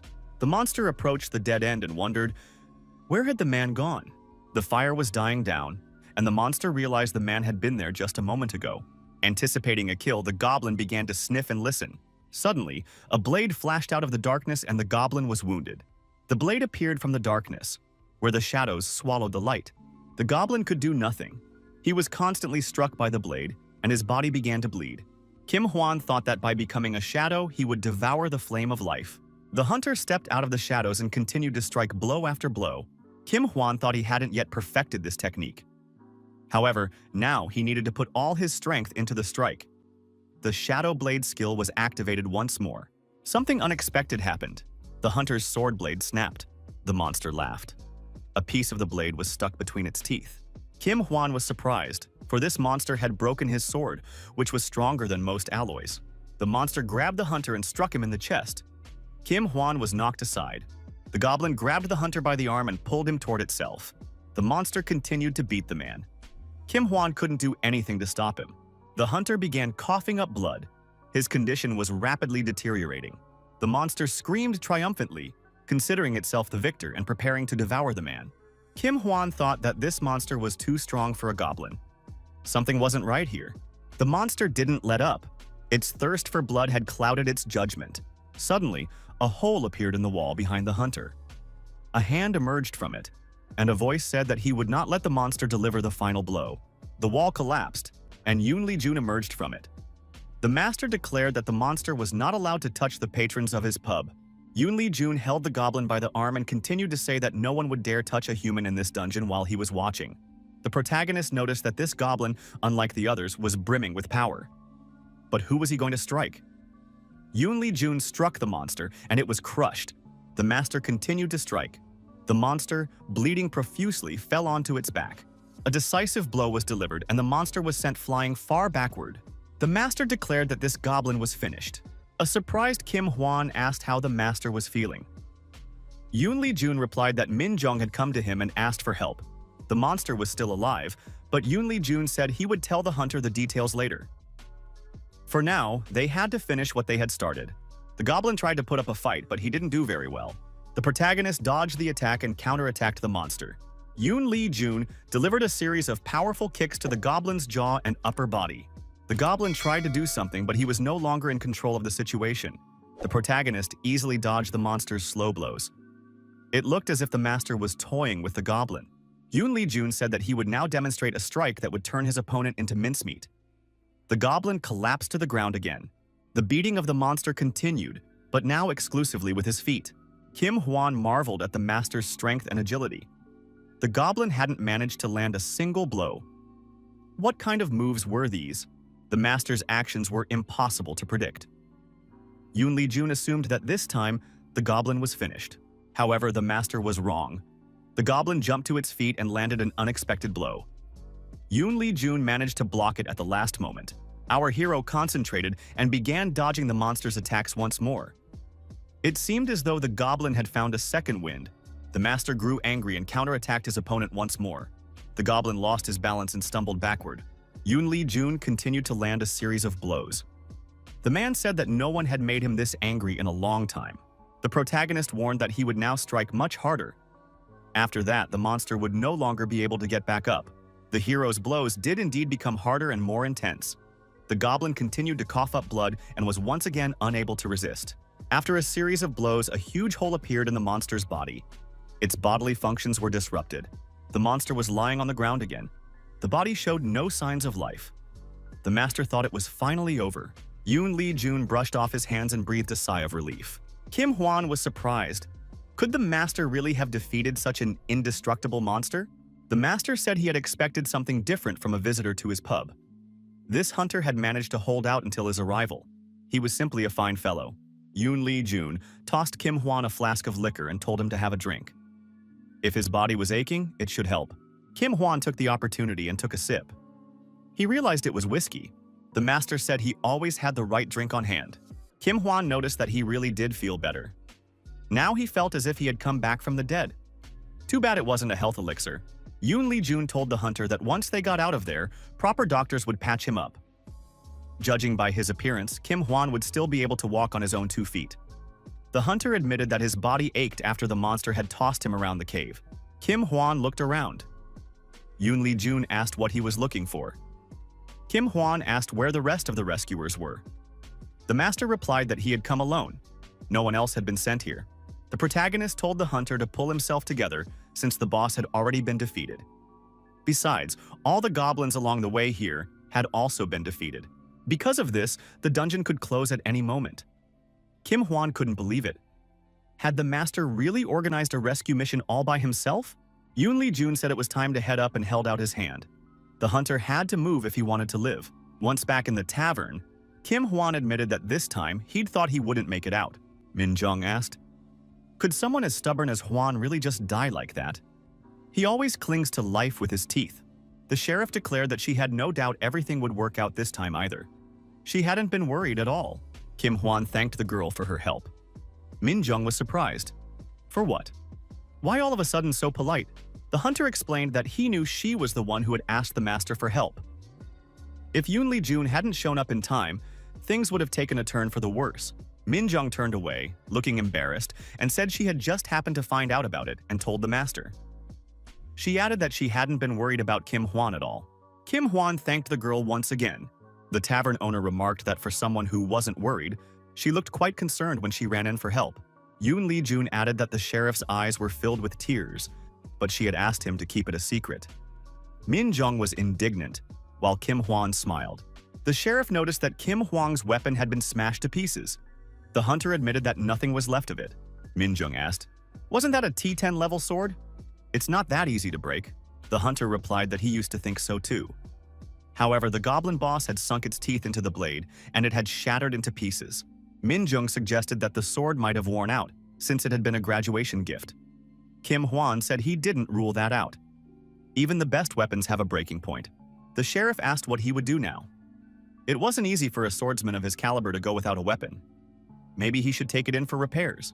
Kim Hwan replied that, for starters, he would stop by the 24th floor of the Cheolson Blacksmithing Center.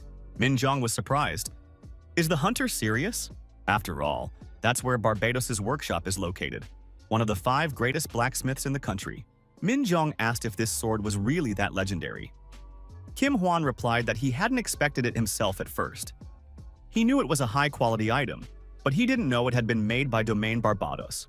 Yoon Lee-jun asked if the visitors were talking about that very famous dwarf blacksmith. Min Jung was surprised. Does the master actually know him? Yoon Lee-jun said he hadn't heard that name in 100 years. The protagonist couldn't believe that the young Barbados was already among the country's top 5 blacksmiths. He turned out to be a talented young man. The sheriff was surprised at how extensive the master's connections were. Min Jung added that it was known the master was acquainted with the guild leader, Bae Cheol-gu. And now it turns out he also knows a famous blacksmith. Yoon Lee-jun confirmed they had crossed paths back in their youth. Kim Hwan remarked that the more he learned about the master, the more questions arose. Min Jung asked who the pub owner really was. Yoon Lee-jun replied that he was a simple hunter. The patrons know this very well. Now he is just a retired hunter. Min Jung remarked that for a simple hunter, the master is too strong, overly responsive, and agrees to any request. The master is an exceptionally decent person. Kim Hwan added that the master always avoids giving direct answers, getting away with vague phrases. The hunter thanked the master once again for saving his life. Yoon Lee-jun replied that it was nothing. It was only natural for a pub owner to protect his valued regulars. The regulars were surprised to hear the master's admission. Yoon Lee-jun said he didn't like small talk. If the hunter was grateful, he could order something else. The guest glasses were already empty. The sheriff ordered another beer. The bartender offered to make the hunter a cocktail of his choice. The hunter asked if the sheriff was paying for it herself. The girl confirmed. They were celebrating his return from the dead. Kim Hwan thanked her. Yoon Lee-jun remarked that this reminded him of something. The owner decided to make the cocktail. Its name meant reviving the dead. The bartender explained that in the past, people with hangovers were compared to the dead, which is why this cocktail was considered the perfect hangover cure. It was first mentioned among hangover remedies in the century before last. The recipe hadn't changed in over 150 years. A legendary cocktail. The bartender prepared the cocktail and congratulated the hunter on his safe return. Kim Hwan tasted the drink and said it had a bright lemon flavor with notes of sweet orange. There were also hints of bitter herbs and the aroma of anise. Kim Hwan said it was very tasty. The host was glad to have pleased his guest. The hunter was surprised. Did people really drink something this strong for a hangover back then? This is clearly over 30 proof. Yoon Lee-jun noted that people used to consider it beneficial back then. If you drink a little when you have a hangover, it feels better. But in reality, you just get drunk again. It merely postpones the hangover for a short while and puts a heavier strain on the liver. The owner added that the best remedies for a hangover are drinking plenty of fluids, moderate sugar intake, and vitamins. Min Jun received a fresh beer from the keg the bartender had just replaced. The sheriff remarked that fresh beer after work always tastes incredibly good. The girl asked him to repeat that. The owner said he would take care of everything right away. Kim Hwan asked who eats what to recover from a hangover. Min Jung replied that she eats burgers. Yoon Lee-jun said he prefers rice soup. Kim Hwan was surprised. Why burgers? Sheriff isn't American after all. Min Jung replied that she shouldn't be judged. Such food is simple and works great. Kim Hwan noted that in such cases he prefers spicy fried pork. The sheriff was hearing about this method of fighting a hangover for the first time. The hunter added that at the taxi driver's cafeteria, they serve soybean sprout soup with the pork. It brings you back to your senses quickly. After the pork, you feel full and satisfied. Minjong agreed that the food there is truly delicious. The hunter added that the wok-fried dishes there are mind-blowing. Such cafeterias are far better than many Michelin-starred restaurants. The perfect seasoning and searing, he's amazed by it every time. Minjung said that now she wants to eat there too. Kim Hwan suggested stopping by on the way home for a nice dinner. At the restaurant, the owner stood in a helmet, his head bowed submissively. The woman told him to know his place. She added that he owned nothing more than some cheap eatery. How dare he? Did he even know what kind of family she came from? The man in the knight's helmet continued to stand silently, his head bowed. The pub owner handed him a warm towel. The masked man took the towel and thanked the master. Yoon Lee-jun guessed that today had been a rough day. The customer was surprised. How did the barman know that? The owner replied that it was written all over the young man's face. The visitor agreed. The master was right.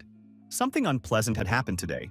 Yoon Lee-jun looked at the man's hands and then suggested that the wedding preparations weren't going very smoothly. The visitor replied that the master, as always, was perceptive. Our hero guessed that this guy had a major concern right now. His snack bar was thriving, and things were going very well with his girlfriend. The man in the mask replied that this was true. He was indeed thinking of marrying her. But it seemed it would take quite some time to get her approval. The guy noted that his future mother-in-law was categorically against it. She came by again today and told him to break up with her daughter. She also handed him an envelope with money. After he refused, she splashed water in his face. Yoon Lee-jun suggested that the water might have seeped through the helmet. The visitor agreed and added that, in that case, they wouldn't have to worry about staying hydrated today. Yoon Lee-jun acknowledged that starting a new family with someone is truly not easy. The man in the mask added that the couple's feelings are the most important thing. But it's also a union of two families, not just two lovers. The visitor added that it's very difficult. As a hunter, you never know when your time will come. A single second of carelessness is enough to lose your life. Even if the dungeon level is lower, the probability of dying simply decreases, but no one knows what might happen. Yoon Lee-jun noted that survival rates have increased significantly lately, but the danger hasn't gone away. The man in the mask added that because of this, he has to live in fear every day. The visitor said that once his girlfriend had confessed something to him. Every time he went on a mission in the dungeon, she was so worried she couldn't sleep. The man in the mask told her that everything would be fine, that she had nothing to worry about. He took her hand to calm her down. In that moment, he realized that everything was far from okay. After all, if he continued to be a hunter, he might indeed leave her alone one day and die. His scarred hands spoke louder than words. The visitor added that he stared at his hands for a long time, then lifted his head and looked into her eyes again. Unlike the radiant and cheerful girl he had once met, she now looked exhausted. She had spent sleepless nights worrying about him. Her face had lost its luster from these worries. Looking into her eyes, the young man made a decision. The man in the mask realized it was time to step down. The visitor added that he had always wanted to be by her side. He wanted to be a source of strength for her, not a cause of fear. So he ended his work as a hunter and retired immediately. The man added that he still clearly remembers how happy she was and what a sense of relief she felt. She blamed herself for the fact that he had to give up everything because of her, but she couldn't hide her joy. This only shows how much she had suffered. Yoon Lee-jun admitted that he saw the young couple after the hunter retired. It really did them good, because they started to look much happier. The visitor said that these words encouraged him. While working as a hunter, he had managed to save a decent amount of money, but he didn't think a person could just live without doing anything. That is exactly why the decision was made to open a restaurant. The Knight's Takeout Restaurant. The visitor added that he is a good cook, and he certainly has plenty of stamina. Yoon Lee-jun agreed. The Knight's spicy pork is simply incredible. One serving never seems like enough. The Knight noted that when it comes to impeccable taste, he's second to none. Now he has regular customers, and he thought he had finally found his calling. But seeing how his future mother-in-law disliked him, he realized he had a long road ahead. The pub owner admitted that reality is always harsh. Earning someone's approval is never easy. He realized he had expected this, but it still hit him harder than he thought. Liruri walked up to the Knight and told him that Uncle should eat these candies and not be sad. Once he ate them, he'd feel better right away. Sweets heal better than any doctor. The Knight thanked the girl for the treat and said he already felt a surge of strength. Ruri remarked that sweets were simply a miracle. The Knight agreed. Nothing lifts your spirits like sweets. The man in the mask asked, "Is the owner really preparing something? He hasn't ordered anything yet." Yoon shaker in hand, replied that it would be a drink on the house. A cocktail recipe had popped into his head, and he wanted to make it especially for the visitor. The owner added that it would be a variation of a gin-based martini. A classic martini uses only gin, but this cocktail will also include vodka. They need to be mixed well in the shaker, and then the two completely different drinks will blend harmoniously, creating a new martini flavor. There is no greater miracle than two different people meeting and building a strong family. The bartender added that even if their life is good, they shouldn't let it break them. Yoon held out a glass and said it was a Vesper Martini. The owner of the tavern added that, from what he'd heard, the man standing before him was a very decent person. It was only a matter of time before his future mother-in-law would warm up to him as well. The knight, without removing his mask, tasted the prepared cocktail. Afterward, he said it was quite delicious. The visitor thanked the bartender. It was a true elixir of vitality in a single glass. The owner of the tavern was glad that the visitor liked his cocktail. Lee Ruri approached her uncle, squinted, and smiled. A man entered the pub. He greeted everyone politely. The owner asked what the visitor wanted. The man smiled and said he had already found everything. The man turned to the knight and said he'd known it all along. He'd guessed he'd find this guy here. The masked man turned around and realized that the man standing before him was his future father-in-law. The knight was surprised. How did his father-in-law end up here? The man replied that he wanted to meet the knight, so he asked Hyunjung where he could find him. She replied that he would most likely be found here. The knight greeted the man again and invited him to join him. The man said he would gladly accept the offer, but first he wanted to do something. The father-in-law bowed to the knight and apologized for his wife. The knight said he felt awkward and that there was no need to bow to him. The man explained that his family had been in the construction business for only 2 generations. So the business wasn't that big, and the family wasn't particularly influential. Yoon thought, if even the chairman of Korea Construction considers his business not that big, and his family not very influential, the rest of the business community should stop calling themselves influential people and flaunting their money. The knight patted his father-in-law on the back and said that a family that raised a daughter like Hyunjung simply had to be impressive. The man admitted that his daughter had indeed grown up to be remarkable. He asked if his son-in-law came here often. He often drove by, but had no idea such a place even existed. The knight replied that this was his favorite pub, the tavern. Hunters were frequent guests here, but ordinary people hardly knew about it. Yoon greeted the guest once more and said he was glad to see the father-in-law of a regular customer here. The man shook the owner's hand and said he liked it here. Now he would drop by from time to time, counting on a warm welcome. The owner said he was always happy to see new guests. The man sat down at the bar and ordered a Faiza gin to start. The father-in-law was relieved to see that his son-in-law was much calmer than he had expected. He had been afraid that the young man was still furious. The knight admitted that he was a little discouraged. But if he got angry over his mother-in-law's actions, it would only upset Hyunjung. The knight added that hunters were used to this kind of treatment. The man in the mask noticed that things had improved significantly lately. When hunters get married, families usually react in one of 2 ways. Either they accept them with caution because of their fame and easy money, or they point fingers, calling them butchers who could die at any moment. The son-in-law noticed that hunters' bodies are different from those of ordinary people right from the start, so they don't often hear kind words directed at them. However, on the battlefield, they have to see things that are even worse. This is an inevitable discomfort for both sides. That's why hunters have their own separate places to rest. The man said he'd heard that the son-in-law had been a hunter before opening the restaurant. Why did he decide to retire? The knight replied that he wanted to be close to Hyunjung. The man added that while he was working as a hunter, his girlfriend was very worried. The profession is very dangerous. So, after thinking it through, he decided to live as long as possible to protect her for the rest of her life. The knight added that he didn't want to see her tears anymore. That's why he retired and returned to a normal life. The man said that his daughter had truly found herself an excellent husband. Whoever raised this young man can be proud of him. The father-in-law asked how deeply the young man planned to get under his skin. At this rate, even he was ready to fall in love with this knight. The son-in-law replied that it was an honor to hear such words. The man told the knight not to pay attention to his wife's words. She had listened to all sorts of gossip and, without thinking, had spoken nastily. The knight said that this only proved how much she loved her daughter. The groom declared that in that case, he wouldn't worry about his mother-in-law anymore. The man replied that soon she would be able to love her son-in-law. The father-in-law asked what the young man was drinking. The knight replied that he had a Vesper in his glass. The father-in-law noted that this was the very cocktail James Bond invented in the movie Casino Royale. They say the recipe was created by Ian Fleming's best friend, Ivar Bryce. Ritzer suggested that the father-in-law knew a lot about cocktails. The man replied that he liked both drinks and movies. Right now, the most important thing for him was enjoyment. Having a drink and watching a movie after work. Ritzer thought that he hadn't watched anything in years, even though he used to be glued to the screen. The head of the construction firm asked what kind of movies his son-in-law liked. Yoon Lee-jun and Lee Ruri watched from a distance as the future in-laws got closer and talked in the tavern. An emergency announcement was made over the loudspeaker again. A huge monster had appeared in Sector C. Sheriffs are already on their way and will resolve the situation soon. All citizens are asked to proceed immediately to the nearest shelter. The woman was worried. Why did this happen today when the shipment was supposed to arrive?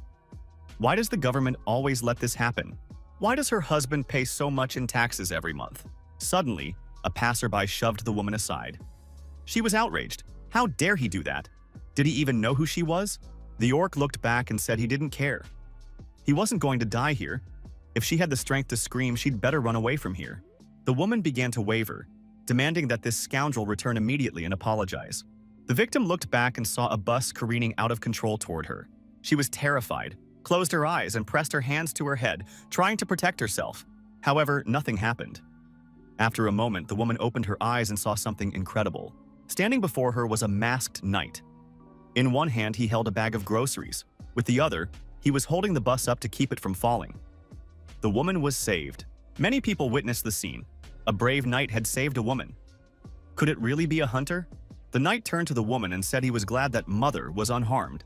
The masked man carefully lowered the bus to the ground and told the woman to take cover in a safe place. Now he needed to help the rest of the civilians evacuate. The woman looked at the deserted street and was surprised. A passerby asked, "Did the retired hunting instructor decide to help too?" The passerby turned out to be Chairman Pei Cheol-gu. He added that this man's behavior had given him hope. The knight saw the chairman and greeted him. He noted that it had been a long time since they'd met. 2 years had already passed. Cheol-gu thanked the knight for responding to the emergency call despite being retired. The knight replied that he simply had a duty to protect this area, since he lived here. Besides, he knew there was a shortage of hunters right now. In that case, Pei Cheol-gu suggested they go and deal with the monster. The knight said he needed to finish before dinner. Today was his turn to cook for his girlfriend. The former hunter added that if they were delayed, he would charge overtime. The chairman replied that he wouldn't mind paying double. The woman was puzzled. What was going on here? She thought her daughter's boyfriend was just an ordinary former hunter and didn't know he was acquainted with such a respected person. Yoon Lee-jun, holding Lee Ruri's hand, walked down the deserted street. The master said they had bought a lot of things today. Ruri noticed that the grocery bag was heavy. Her uncle explained that the bag was heavy because the girl had stuffed all sorts of things into it. Ruri realized they were treats. The master added that while he was unpacking the groceries, Ruri had stuffed them back into the basket again.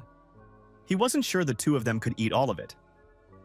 The girl reminded him that when it came to sweets, her stomach was bottomless. Yoon Lee-jun said that if Ruri didn't listen to him anymore, he would forbid her from eating sweets. The girl replied that that was inhumane. The master took a juice packet out of his bag.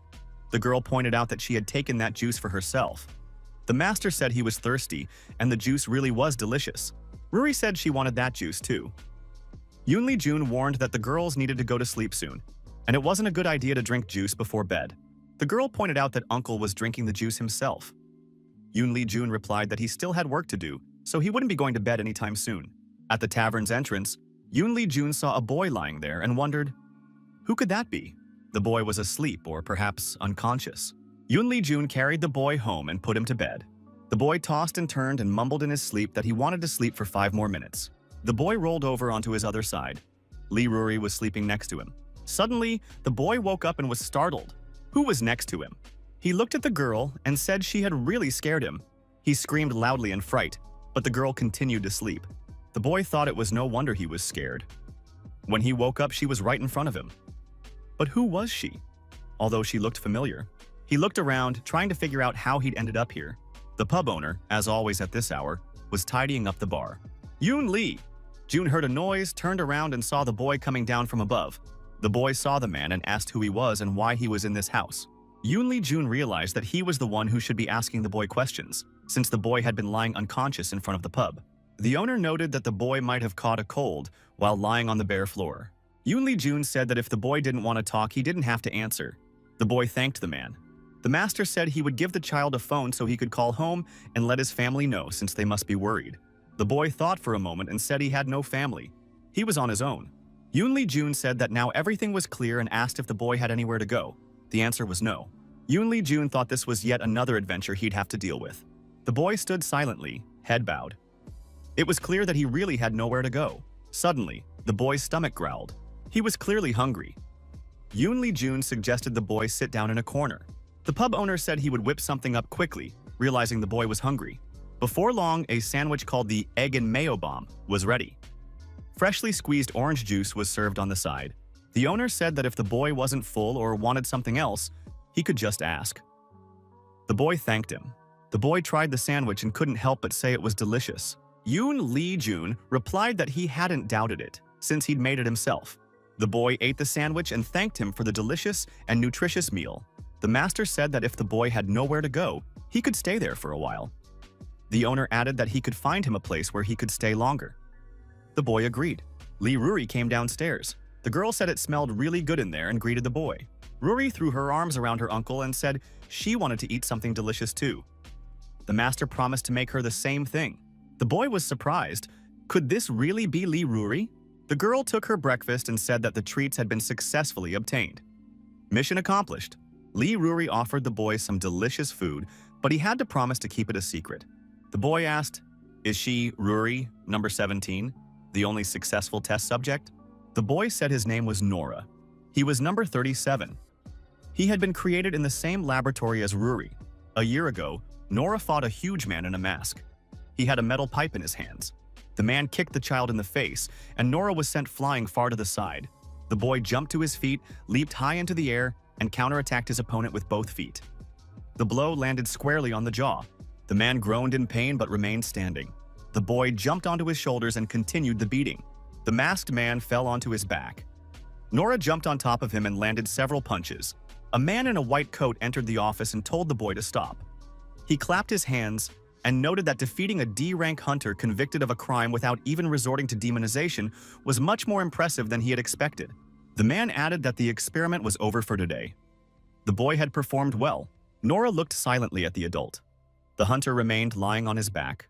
The man said that subject 37 had successfully passed the experiment. The problem was that upon waking, he would go mad and lose control of his mind. However, he was still the best test subject of all those who had been created. Iroh entered the room, holding the girl by the hand.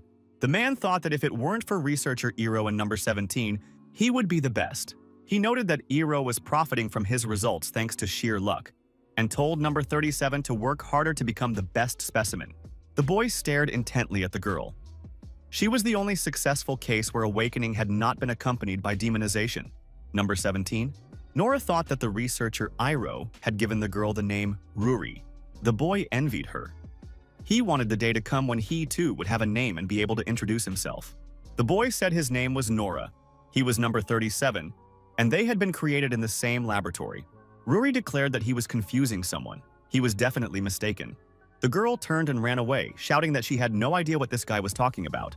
Nora was surprised. Had he really said something wrong? Yoon told the boy that he and Uncle Dokbae had to step away for a little while. The boy was to keep an eye on everything.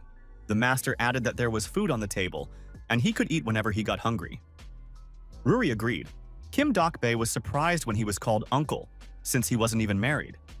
Yoon pointed out that the priest was already quite grown up, so he deserved the title. Ruri asked the boy if he wanted to eat. The girl added that she was very hungry and that food should be eaten while it's still hot. A nutritious children's breakfast appeared on the table. Ruri said it looked very appetizing. The girl agreed that it looked really delicious. Nora wondered, what was that delicious smell? The boy admitted that he had never seen food like this in his life.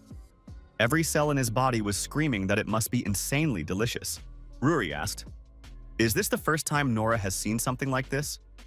"They definitely don't serve this in the lab." Nora was surprised. She had just said she didn't know anything about any lab. Ruri asked the boy to pretend he hadn't heard. Nora promised. Ruri replied that she would also pretend nothing had happened. It didn't matter now. The children tasted the food and agreed that it was very tasty. The girl said there was juicy meat here, drizzled with a sweet and sour sauce. Ruri told Nora not to be shy and to eat faster. Uncle is a great cook. Nora started eating very quickly. Ruri looked at him in surprise. The girl asked, "Is it really that good?" When she first tried food like this, she couldn't stop eating either. Nora admitted that it was amazing. Could such delicious food really exist in the world? Lee Ruri agreed that the food her uncle made was the most amazing. Nora declared that he had simply lost his mind over the food. It was incredibly delicious. The guy turned around and ran out of the room, saying he wanted to take a walk. Ruri stayed behind to finish her meal. Nora stopped off to the side. The boy felt embarrassed, but the dish was incredibly delicious. Nora said that even after going through all those experiments, Ruri could still laugh so brightly. He envied the girl. The boy thought that if he went too far, he might get lost and not find his way back. Nora turned around and decided it was time to go back. A man in a white lab coat appeared on the road. This time, his face was burned. The man said he had finally found number 37.